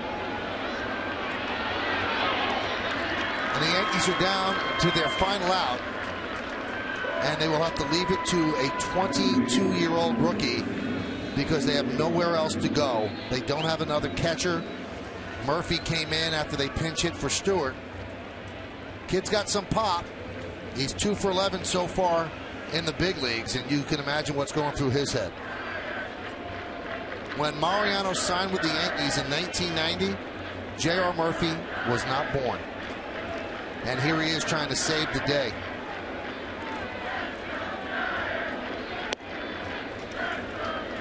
One 1-0.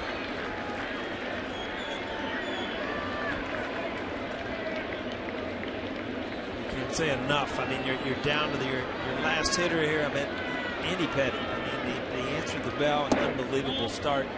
We've just seen every opportunity to keep this keep alive in this pennant race. As good as he can throw, and miss with one cutter. Ended up costing everything. Count 2-0 now on Murphy with Ichiro on deck.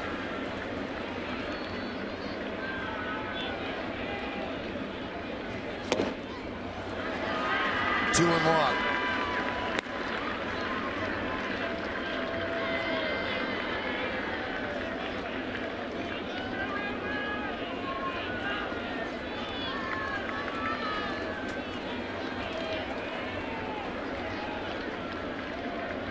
Romo deals. Yankees are down to their final strike.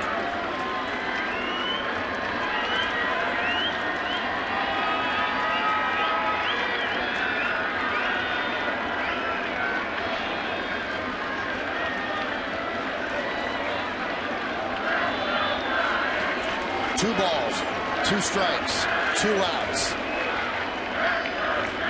Swing and a miss, and that will do it. On a day that celebrated the career of Mariano Rivera, and we saw Andy Pettitte for the final time on a mound in the Bronx. A devastating loss for the Yankees in the present as they fall 2-1 to the Giants, and their pennant hopes really take a body blow. Well, stick around for the postgame show to find out who's today's Chevy Player of the Game.